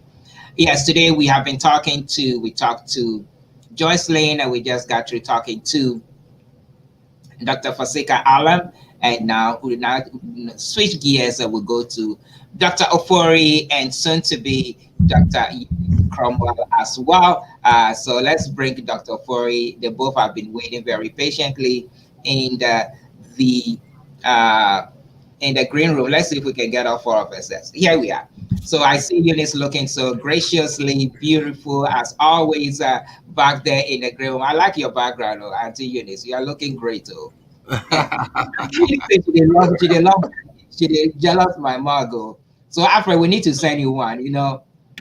Steve, I mean, Steve, you're doing. Yeah, you're we need on to me. send you one. Steve and Alfred show. I have one, but I don't have the Steve and Alfred on it. So. We need to send you the signature one. I'll send you the signature one. Okay, so that we can give it out. I will give you an empty one, though. This one, there's something inside that quite my tape with it. All right. So, Dr. Fori and Madam Eunice Cromwell, welcome to Stephen Alfred Show. How are you both doing? I'm doing good. Thank you. Very fine. Auntie Eunice, how are you doing? I'm very fine. Thank you. Okay. All right. So, for those of you who, everyone should know Dr. Fori and Eunice Cromwell by now. If you don't, then you do not listen to shows at all. They have constantly, these are two personalities here in the Chicago area that have constantly availed themselves to the community, not just only those of us in the Chicago, but to any listening audience in terms of when it comes to updates on COVID-19 and anything there is in between. They have covered it extensively. So once again, we'd like to welcome both of them to our show, and we'd like to, Alfred, are you there? Small for their power. Why they go on for there? Okay, Alfred, let's get to work. We're almost running out of time because last week we got this thing. We got a knock that we stayed on too long. So today we'll try and wrap it up on time. So Alfred, let me yield to you very quickly. Yeah, I get excited anytime I see soon to be Dr. Cromwell, and of course Dr. Ofori as well. I think these are two of the brightest brains in the industry. So I'm always excited when I get an opportunity to talk to them. That's why you see the smile from chin to chin. But gentlemen, a gentleman and a lady, welcome to the show, and we are grateful to have you. Steve, do you want me to shoot first with my question, or how do you want to go? Yeah, sure. Please go ahead. Yeah. Okay. Great. So seeing Dr. Ofori, first thing that comes to mind is coronavirus. And Dr. Ofori, in the United States here, of course, Joe Biden, again, in the executive orders, is now requiring travelers from abroad to test and show a negative results upon entry into the United States. I think a couple of, just like, you do when you go into Ghana, you have to have 72 hours prior to your departure or landing in Ghana, show a negative test. Joe Biden is requiring the same thing. He's also asking for domestic flights that we wear masks on the flight. He's asking that on train and all other types of transportation that, a mask is worn. Do you think this is too late? And is it too little too late? All right, I'll go first with that. I wouldn't, it's not late because, to be honest with you, if you look at the numbers that we see currently, they are, even though we say that they are coming down, they're actually worse than where we were like last year in the summer. Remember when a lot of people were dying around May, April and thereabout. So even though we claim that we're doing well in terms of drop of cases, we're doing worse basically. But overall, we realize that masks, saves people's lives, right? It actually has reduced the number of flu cases. So this is something going forward, probably it's a public health policy that we might want to encourage in order to reduce the number of deaths we have resulting from flu. Right. Well, there was a different government, right? Now there is a new sheriff in town, right? Right. So we're actually looking at a very good way of tackling the disease. And you cited a good example. Ghana did it, right, with Right. testing. And United States is catching up, which is very interesting, right? Looking at the dynamics of who even has more power, who has more money, and things like that. So that's why we say public health is everybody's business. You cannot say that, oh, I'm just worried about United States. It doesn't happen that way, because what affects Ghana can potentially affect the US as well. So it's not too late. We can still mask up, reduce the number of cases, because the whole issue with the number of cases is the saturation of our healthcare system. Currently, as I speak to you, Ghana is struggling because of that, right?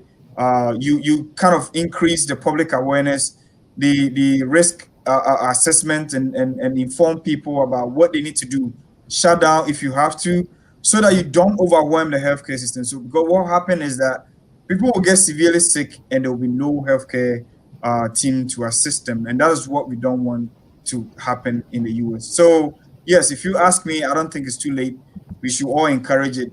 It's a federal mandate for the areas that you mentioned. So it is a good thing coming. Okay. Soon to be Dr. Cromwell. Do you want to take a bite at that as well first? What do you think? And I heard Dr. Fori said it's a good thing for us to actually have a mask mandate. Now, as far as testing on the way back to the United States, do you think this is going to be bothersome to, say, citizens who perhaps may be stuck in countries where the healthcare system is worse than ours, and they may happen to catch coronavirus while they were there, but they can't travel back to the United States because we are saying for you to come to the United States, you need to show a negative test? I completely agree with Dr. Fori, and I think that the fact that we've had such a spur of virus positive people, I think that it's only the proper thing to do to protect everyone here, to make sure that you come here negative. Now, in terms of the people who are United States citizens, I do think that even if they are positive, there should be some type of leeway where they can come here and immediately be admitted somewhere so they can get treatment. But we have to also realize that things are different here. I've been helping to assist with some of COVID positive patients in Ghana, and they have a very different protocol. Whereas when you enter there, and if you are a Ghanaian citizen and you are positive, you are responsible for paying for where they're going to keep you. Here in the United States, we really don't keep people in the hospital when they're COVID positive. So that's what makes it a little bit tricky, right? Because when you get COVID positive, which I have about 15 patients here who I'm taking care of who are COVID positive, we are asking them to go home and just, quarantine. We don't have a necessarily protocol. Only reason why we have a protocol is if we did some blood work and they have an elevated D-dimer or a ferritin level, then we'd be thinking more of like blood clots. We'd be thinking like maybe Eliquis or things like this. So I think that, comparing Ghana to the U.S., unfortunately, is very different because, speaking from experience, because I have about 3 patients in Ghana who are dealing right now with, they have a whole protocol, right? Where you can be admitted to the hospital. I have a couple patients who are at like the Naho hospital, and they have a whole protocol that they go through where they admit the patients. They assess their oxygen level and things like this. So you're not like that in the United States, and primarily because we don't want to overwhelm the healthcare system. So I think that's where the difference comes in. However, I do think that people who are in different countries who happen to get COVID, it'd be at their advantage to please find the local place where they can get treatment. Make sure that they're negative before they come to the United States, because we're looking at statistics. And here we don't want more people who have COVID. And so that's the problem. Okay. Steve, do you want to go in, or I can come with a second one?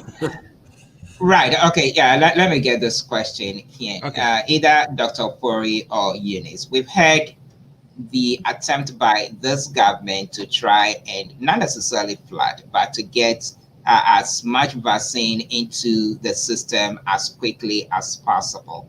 and we've heard about how many millions of vaccines are they trying to get into the system? Is that very realistic? Is it achievable that we can get all that many vaccine into the system within the first 100 days in office, as the Biden government administration have promised so far? Is it 100 million vaccines in 100 days? 100 days, yep. Well, I'll take that because I've done a little bit search about that. So in order to achieve that, that means every day you have to give 1 million doses, right? And again, our healthcare system will be swamped. We have to bring in people, dentists, folks that have to be trained to be able to give the injection or immunization. Some states have different rules when it comes to who can give injections and things like that. But with all these things going on, they can actually galvanize a lot of people in terms of health workers to be able to have, a revolving, some kind of like continuous immunization. And it's possible. It's something that can be achieved. Even if you don't get 1 million a day and we're able to hit somewhere like 600 to 1 million, I think it will go a long way to help in controlling the infection. The only concern I have now is that we're doing a catch-up because now the virus is not stagnant, right? We hear different variants that is coming up, and if you don't, do this pretty quick and be able to achieve the herd immunity and all of that, then we're going to go into a situation where probably the virus is going to linger around. We might have to keep getting different injections like you do with the flu vaccines every year. So these are all possibilities, but it's possible to achieve by getting all hands on deck to get that 1 million doses a day. Right. Yeah, so let me ask you a quick question though. In terms of the efficacy of the vaccine, you have taken the vaccine, Dr. Fori have taken the vaccine. Some of us are still doing the waiting game. Can you give us your personal experience? If there are quite a few, I'm sure there are quite a few people out there who are like me and are still doing the waiting game. Alfred is an also German, so I think he know how to deal with this things. But me, you know me, if you come to partying, I'm there. But when it comes to injections, please write me out. So some of us are still doing the waiting game, but you are a living experience. You are a living, and Dr. Fori is a living testimony. Take us to your personal experience having taken the vaccine, and what do you want to tell folks out there like me who are still playing the waiting game? You know what? It's interesting because I've only had the first dose of the Pfizer vaccine. I'm scheduled for my second dose in about 2 weeks. And I actually text Dr. Afori the same way, like, I'm really nervous. And, he's had 2 vaccines. So he said that, he'll share his experience with the second vaccine. But anyway, for my first vaccine, I'll say that it was a lot of musculoskeletal pain. And when I went to go get the vaccine, they said, what do you do for a living? I said, I'm a nurse practitioner. They said, oh, you're used to giving vaccines. I said, yeah, but not the receipt. I don't like shots that much. So I was really very nervous, extremely nervous. But it did cause a bit of musculoskeletal pain, I'd say, for like 2 days. And I was doing some research, and it said that they were recommending that people do not take NSAIDs or like Tylenol or anything after the vaccine because it lessens efficacy. So I didn't take anything, and I will say that it was quite uncomfortable. I used a heat pack, I used a cold pack, but it did last for like 2 to 3 days. So I'm waiting to take my second vaccine, and I will actually turn it over to Dr. Ford to tell you the experience with the second vaccine because I've heard a lot of horror stories, and I am very nervous, but I do believe in science, so I will be going to my. Right. So yeah, I'll just follow up with my experience. The first one, nothing happened. It was like water, right? I didn't feel anything, and I felt like a Superman. But the second dose kicked a little bit, and that tells me that it's actually doing something in my body, right? They call it reactogenicity. So your body is gonna give a little reaction, immune response to it, and you will feel that weakness that she described earlier on.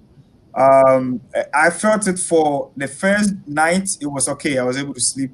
I woke up the next morning and I felt like, you see how some of us who've had malaria before, how your body feels before that, that temperature rise and everything. You feel that joint pain a little bit. But it lasted, I would say mine lasted for about 4 hours, 5 hours. And I kept drinking a lot of water, warm water, I should say, and just slept it off. I woke up and I was fine. So everybody has different experiences, but definitely the second dose, you're gonna feel it a little bit. If you didn't feel anything in the beginning, definitely the second time, you're gonna feel some muscle weakness, and that is what I felt. Yo, any I know, I think I would do with video to a kakakra, am I upon dear, and then ye didn't come up a brain. So come on, ye this is here, and a year a vaccine, a year COVID vaccine, and a year Sanka, a Dr. Ofori, Dr. Edward. Nanaya Ofori and a Yansakano, or you'll be or try dear, or Chicago State, or a pharmacist, when you a PhD award pharmacy mo and I nearby a Eunice Cromwell nearby Eunice Cromwell and also a nurse practitioner akakakra amananya the PhD and any of which you can come on a far COVID-19 vaccine no omo meaning no omo war panie ni bi and omo ka omo story and yes it didn't come on a far Joe Biden, a president of the United States of America, and so no, and more executive orders are what sign and will be in a yedimu. Akakakra, am I sorry, so dear, and so I think I also would do a video to an answer officer or friend who will question be officer bisa obey to me at press 773-960-5416. Jose Johansson no obisa for phone number no much earlier. Nti no bit me after 773-960-5416. Na who question be officer bisa Dr. Ofori and say yeniaba your PhD student akakakra amana anya ne krata Eunice Cromwell who question be officer bisa na obitimi ebisa and say other presenters on my bar and as other guests on my bar who question be I went to me and bisa time of so now who question be officer bisa obitimi ebisa ne yeah, no ama Zoe. So that is the number 773-960-5416. Yenya kusino mo onena snow kakra to ana ni show no postpone ni show so show bia. Answer Dr. Boris. The show so show amount for share amount for pa Power Sports, one of the best power sports programs in the whole of the USA. And so snooker crest, no kitty bito, no ajay, no one to me. Justin, Nana is Nancy at the say, your tongue catcher, be apple dear. Yo, yeah, that's also up a kaya home. So Alfred, let me kick it back to you very quickly with your questions for Doctors Ofori and Eunice Cromwell. Yeah, Dr. Ofori and Dr. Cromwell, future Dr. Cromwell. So we've been hearing about these variants. The B1351, which is a South African variant. I may get the numbers wrong, but work with me here. And then the B117, which is the British variant, and of course the new one, which is the B1128.1, which is the Brazilian variant. What are the differences between these variants? How do they attack, the coronavirus patients differently? And which of the vaccines is working well against this? Because I know Joe Biden, one of the things he did is he has reconsidered how we engage with such countries, like the countries in the Schengen area, including Britain, the South Africa, travel to South Africa and all, and Brazil. Now, my other question is, we in the United States per capita or in aggregate have more coronavirus patients than anywhere else in the world. Is it that we are not finding any particular variant emerge in the US, but we are getting it from all these different areas? Right, great question. So let me start off with the first part, like how these viruses are able to change. Right. Because what it is that human beings, we have a very good conserved machinery to control our genetics, right? That's why when you have a baby, your baby looks just like you. Viruses don't look like that. They don't have control over their genetics, and it keeps changing. Nature makes it that way so that they can evade like the host, right? They'll be able to replicate, change, and so that happens often with a lot of viruses. Reason why the flu vaccine has to change almost every year, right? So with coronavirus, there's been different strains before, even the ones that we are talking about from UK, from Brazil, all these places.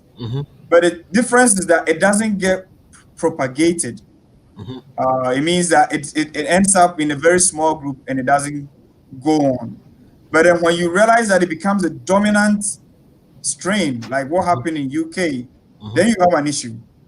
So we've been fortunate in the US that, and not fortunate, probably we didn't even catch it, because the UK sequences every 10% of all their cases.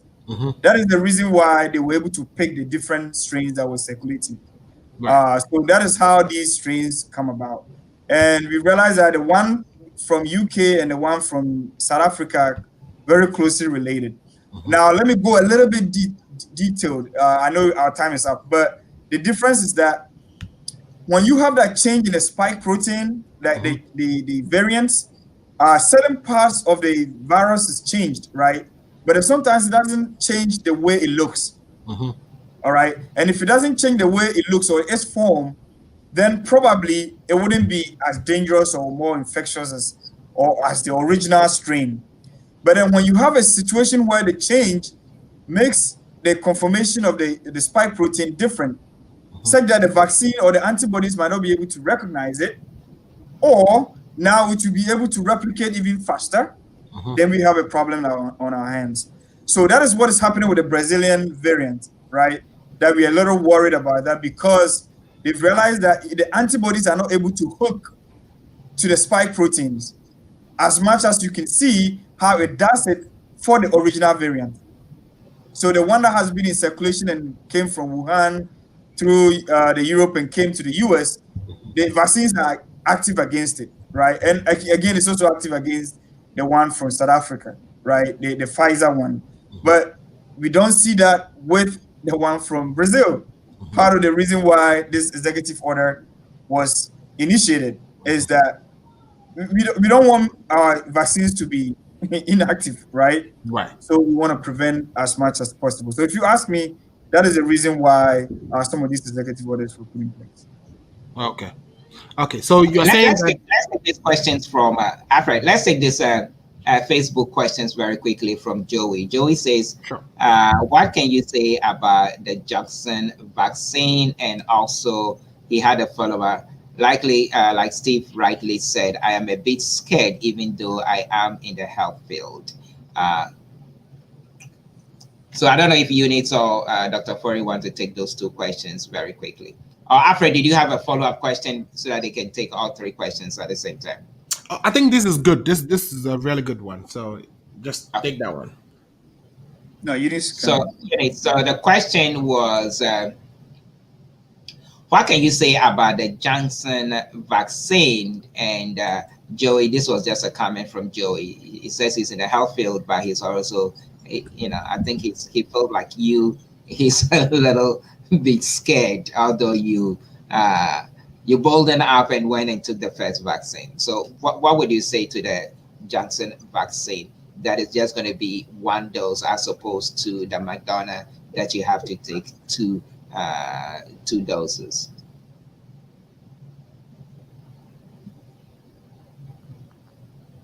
I know they've been working the Johnson vaccine. Actually works at the University of Chicago, and she told me about the whole process.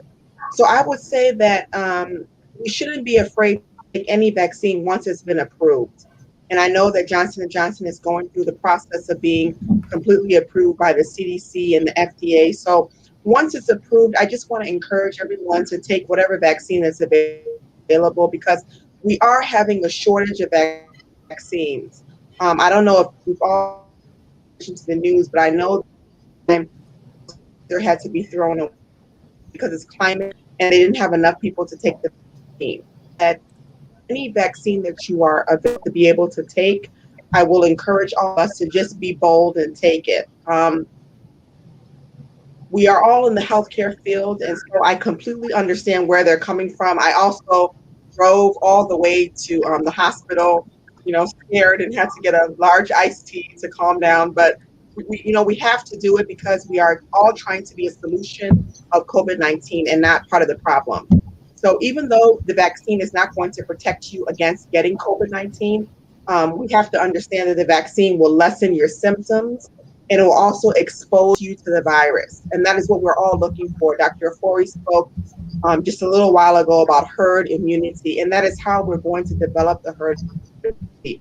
The more people who will be able to go and get the vaccine. So whenever it is your turn to get the vaccine, whenever you have a chance to, I will encourage you to get it, whether it's the Pfizer, the Moderna, or the Johnson & Johnson, once it's approved. Right. Yeah, Dr. Corey, do you have anything you'd like to add to it, please? I think Eunice have said almost all the things I wanted to say, but one thing that we should pay attention, especially those who are listening, is that there's a lot of fake vaccines out there, right? Whenever there's any demand for something, mischievous people try to put dust in people's eyes. So be watchful when you get that call and it says, hey, give me $100 or whatever, I'll give you a vaccine. Be careful what you're getting yourself into. Even though the process, especially in the US, is not well delineated, at this point, I would suggest that you kind of wait patiently. They are rolling it out in different stages and steps. So it will get to everybody's turn as we have more vaccines getting approved. Yeah, Alfred. I've heard people in Hollywood all got their vaccines already through the back door. So maybe we in DC should get it too. But there's a video talking about mask and how it should be used, whether we should double it up or not. Steve, I want to play that and have Dr. Ofori and Mrs. Crowell, discuss that with us before they leave, if you don't mind. Absolutely. Okay, so let's go into that.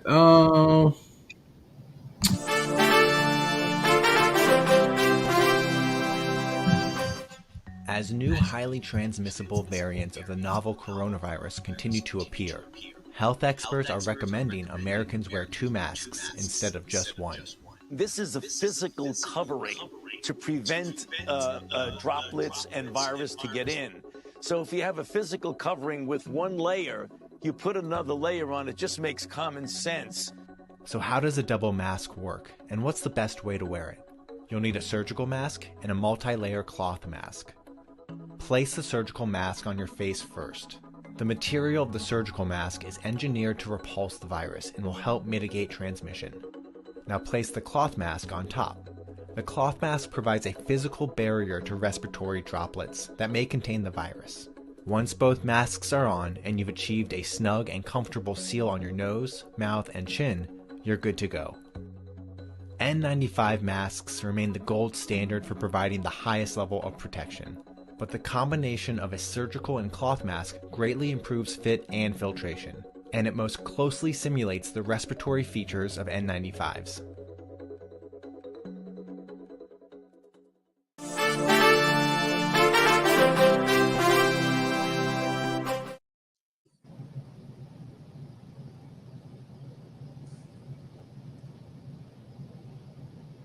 Alfred, look like you are muted. Okay, so as you've seen in the video, there's the recommendation that we start wearing 2 masks, the surgical one, and then a cloth one on top of that. Again, I don't know. What do you say to that? Yeah, Eunice, you can take it. Yes. Well, I've actually been wearing 2 masks for a while. Okay. Just because Um, the surgical masks that we have that we buy at the store, they're not as effective as the N95 masks. N95 masks have been deemed only for medical personnel. And when the virus was really at its rampage, you couldn't even find an N95 mask to buy. So I've always put on a surgical mask and then, put the cloth mask on top. So I wasn't surprised to hear that. And I think that, it may sound a little bit scary, but when you think about it, we want added protection, and the mask is meant to protect you and others. So whether we're wearing one or two masks is going to only add added protection. If you wear surgical, notice that if you talk or you cough or you sneeze, it gets a little bit wet. So that extra mask that you're putting on is just going to be extra protection for you who are. It's not strange to me. I from the very beginning that it was more better to wear two masks if you didn't have an N95 mask. I know they also came out with the I believe it's I don't remember the name of it, mask as well. But if you're not in the healthcare field, it's really to your benefit. Just put on the surgical mask and throw on one of those cloth masks. Make sure that you're washing your cloth mask. I had a conversation with a patient today, and he told me that, I haven't washed my mask for a month. And I said, oh no, try to wash it at least every couple of days, right? Try to find a designated place to put it. They'll tell you that you can put it like in a plastic bag, make sure that it's nice and neat. But we are doing this to protect ourselves. And the truth is that whether we have the vaccine or not, this is going to be around for a while until we can get enough people back just to either do your two surgical masks or do one surgical mask and then throw your cloth mask on it. But we're to wash mask with antibacterial soap and then just dry it.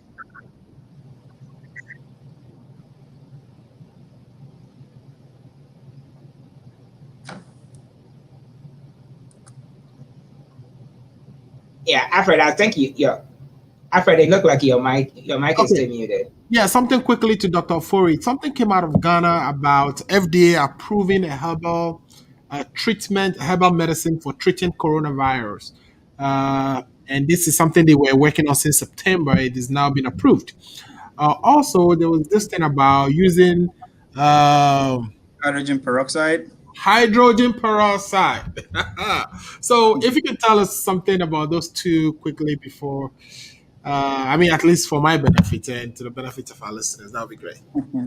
All right, yeah. So the first one was the herbal medicine, right? This was a plant that I worked on for my master's. It's called cryptolepis, I should say. It is a plant that is used in a lot of anti-malaria preparations in Ghana. There's been a lot of publications and research on this particular plant. So it's not surprising that, it's giving that effect. It has so many, I would say, a lot of biological effects or health benefits from it. So I'm very excited that, they took that step, because this is what we've been advocating for. Right. If you claim that you have a herbal preparation that works, let's do a clinical study. It could not be as huge as maybe a COVID study. It could be just 100 people, and see how it really turns out, right? If it's really effective. The only thing is that you have to be cautious, because I worked on that plant. It has some cytotoxic properties as well, meaning that it kills cells. So a lot of people, and when I came to the US, we did a lot of changes with drug design when it comes to this particular plant. I'm a little bit skeptical about it, but hey, there's no, harm in trying. We can do that trial and see what comes out of it. Hydrogen peroxide, same thing. Hydrogen peroxide is very corrosive. If you don't know how to dilute it, it can actually potentially corrode your teeth. So I'm just worried that Ghanaians have grasped it, and now even there's a shortage in Ghana. Correct. Everybody just gargling it left and right. And my fear is that if you don't get the right concentration, and you just gargle the concentrated one, you probably can lose your teeth, right? So we have to be cautious. Yes, it can kill viruses, but it can also corrode your throat and corrode your teeth. And you have people down the line, 50 years down the line, a lot of Ghanaians walking around with no teeth. So let's just let's just be very careful how we we push this information. And again, it's true. It can kill viruses, bacteria, and it's an antiseptic, basically. Yeah, so for the dilution, for getting it to a state where you can goggle it, my understanding is, for instance, if you have the 6%, Mm, you want to bring it down to 1%, and right. how to do that is Mm. you take a cup of the 6% and you add 6 more cups of water. Correct. Is that correct? Okay, That's accurate. That's accurate. And that information needs to be out there. right, If people are going to gargle it, I mean, people gargle it. It's like mouthwash, right. basically. That's what it is. Hmm. So it's been used for a very long time. It's just that if you start promoting it, just like we did with Coafest and all these other preparations, Hmm. people are going to go into the pharmacies and just buy them out.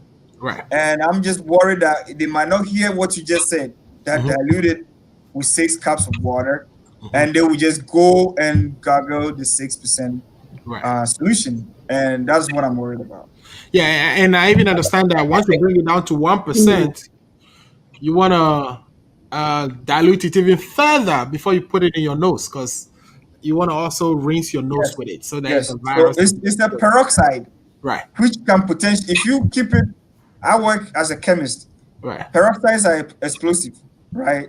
It shows you how reactive they are. It generates oxygen. Hmm. When you put it in your mouth, you'll feel that oxygen bubble. Right. It's because it's producing oxygen, and that oxygen is what is killing the virus, the bacteria, and all of that. Right. The generation of their radicals actually does that mechanism, and it's the same thing that is doing it to your teeth and your esophagus if you have higher concentrations. So you're right. You might even want to dilute it even further. Okay. Yeah, I just bought mine, so that's why I'm asking all these questions. Steve, over to you. Okay, let's take some questions from the our viewers very quickly on Facebook. We have Dr. Doris Jamashi joining us from the North Carolina area, and she have a question. What happens to people who are not able to wear masks for a long time? Any suggestion? And I think she had a follow up. Okay, Zoe had a follow up, and also mouthwash to goggle. Aspirin one a day, vitamin D and C zinc. Do we take this every day? And I think Joey had a follow up as well. So is this advisable to take it every day? So those are some few questions from our viewers on Facebook. Eunice, do you want to take any of that in terms of the mask for Dr. Doris Jamashi from North Carolina? The mask is part of our protection, and the recommendation: mask, do social distancing, and washing. I know people with some different medical conditions who just not physically wear a mask. Doing a little bit of research, and I've been monitoring some of my patients' labs, and I've noticed that everyone who has consistently worn a mask has had an elevated CO2 level. So I know that there are some chemical imbalances that can happen when you continuously wear a mask, but I will say we can be that if you're outside and is around, you can go ahead and take off your mask. But once you are in maybe like 16 feet of somebody, you need to wear a mask. So people who like jog and outside, it's okay to not wear your mask to do your exercises and stuff or take a walk. But once you see people that are in, that kind of proximity, it is advisable to try to wear a mask. There's really not much to do about it. Cloth masks, I would say, are a little bit more comfortable, but they don't really add that much protection. Surgical masks should be easy to breathe in. N95 masks, I will admit, they are very annoying and they're very tight. Sometimes they even cause some they're living in. So as much as possible, I want to encourage everyone to wear their mask as much as possible. When you're in your own home with your own germs, with your children and your family, that's when it's safe to kind of take off your mask. But once you're outside with other people or environments, it is recommended by the all health professionals to just wear masks.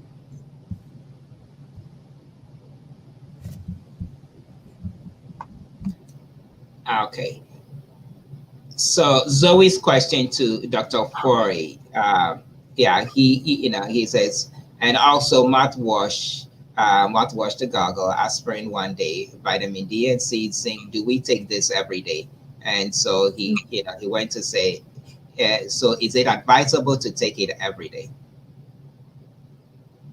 Dr. Corey. So yes, you can do those things. You can take aspirin, 81 milligram aspirin as anti platelet, depending on your age, of course. Some people are put on that as a prescription, but I don't recommend you taking aspirin every day because it has a lot of side effects.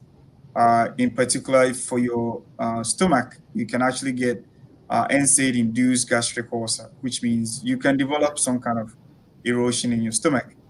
Vitamin C, vitamin D, all those vitamins, there's no harm in taking them. Vitamin D, I'll exercise some caution because these are fat-soluble vitamins, and sometimes some of them can cause, too much of it can cause some problems.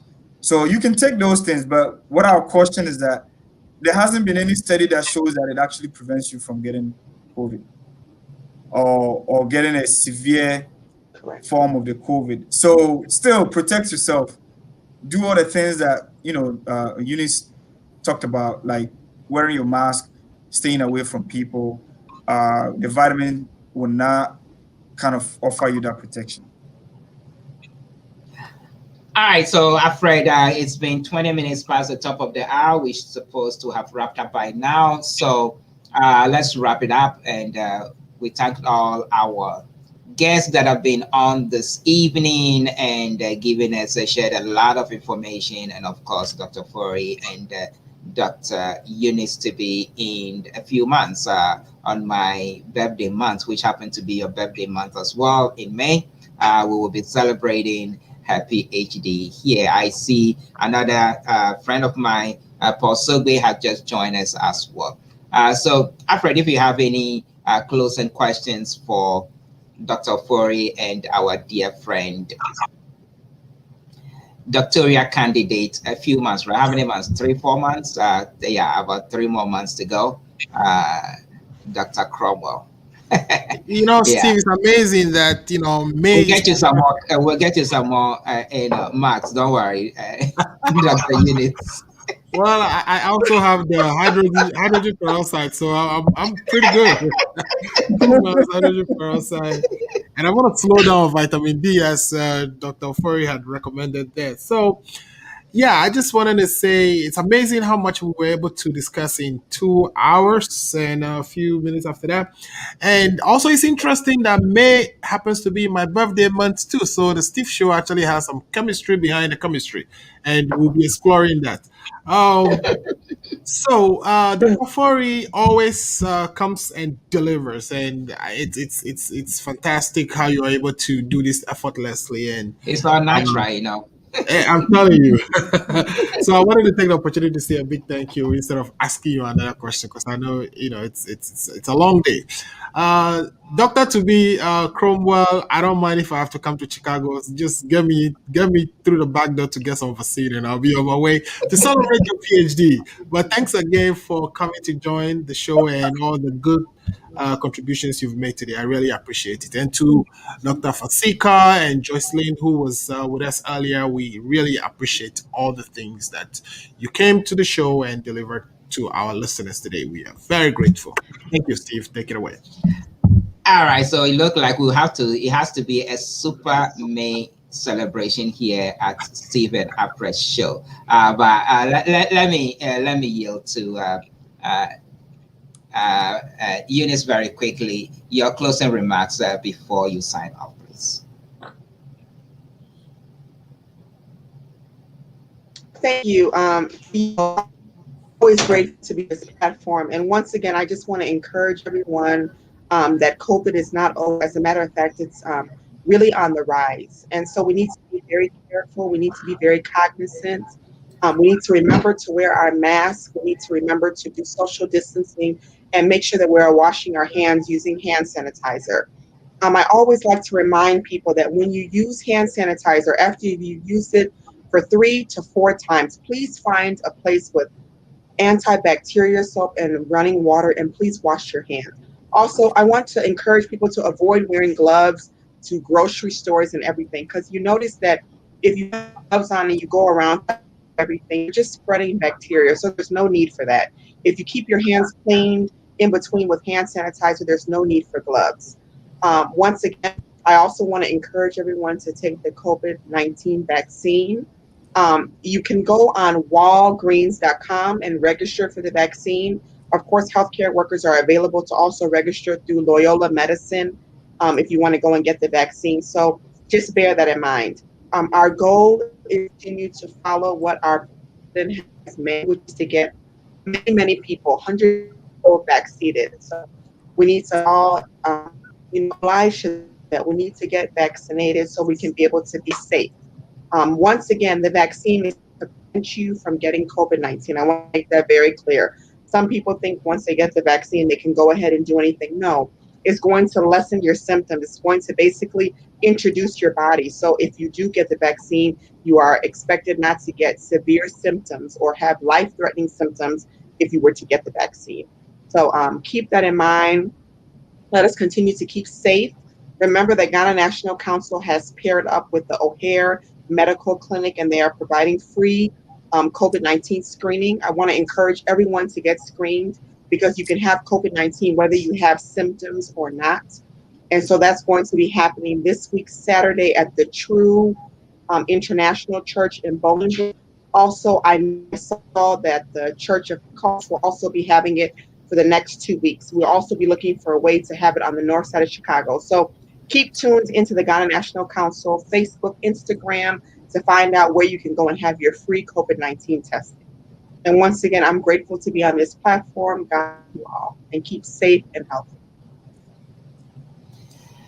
Keep safe. Thank you so much, Miss Eunice Cromwell. I would really appreciate you coming on as always. I think we just spoke about you coming on a couple of days ago, and you are all natural as well, just like Dr. Ofori. You are such a dynamic team here in Chicago. We are so blessed to have both of you here as always.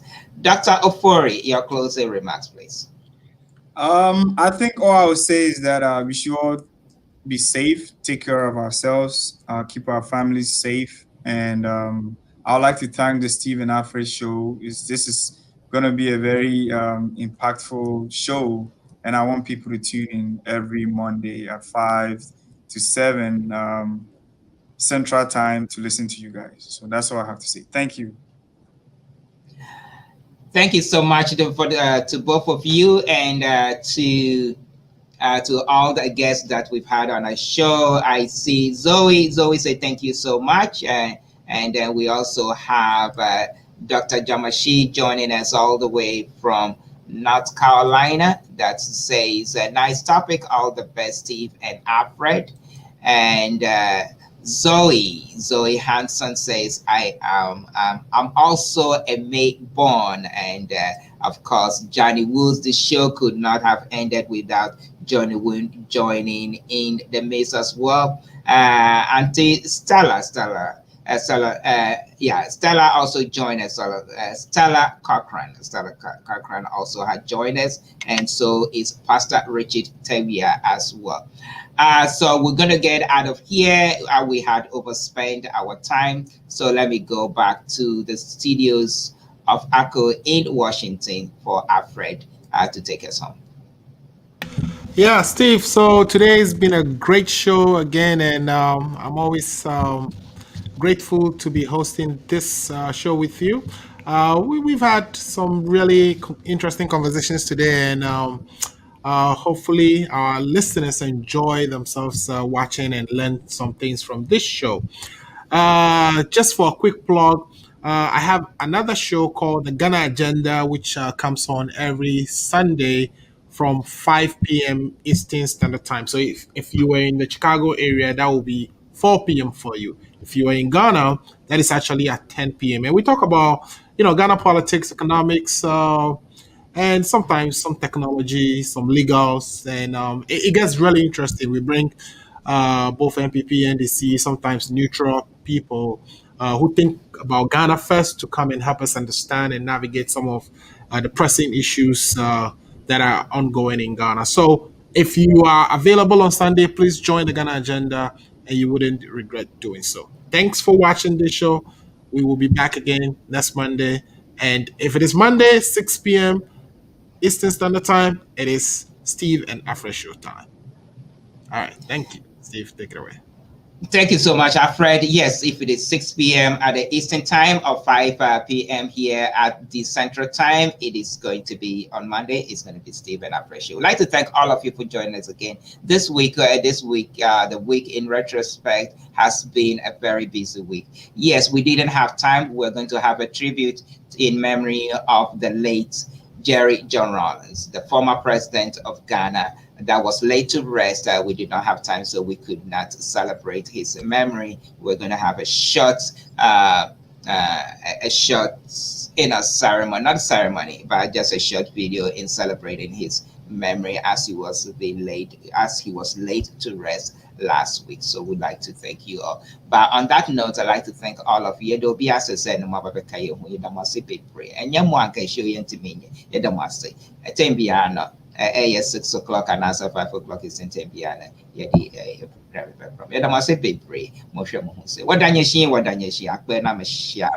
As we've always said, take care of yourself and of each other, and also continue to share this link. We'd like to thank all those who have signed on to our new link, which is our new Facebook link, which is Alfred, Steve and Alfred Show. Please continue to sign on and like our Steve and Alfred Show. That is our official Facebook page. So please continue to befriend us, and let's continue to grow that fan page as well. So once again, we'd like to thank all of you. Take care of yourself and be safe out there. And we would see you again next week, same time. Peace. We out. We love you. We love you so much. Take care of yourself. Without much ado, I want to call on the son of the soil, our brother Hans Bags.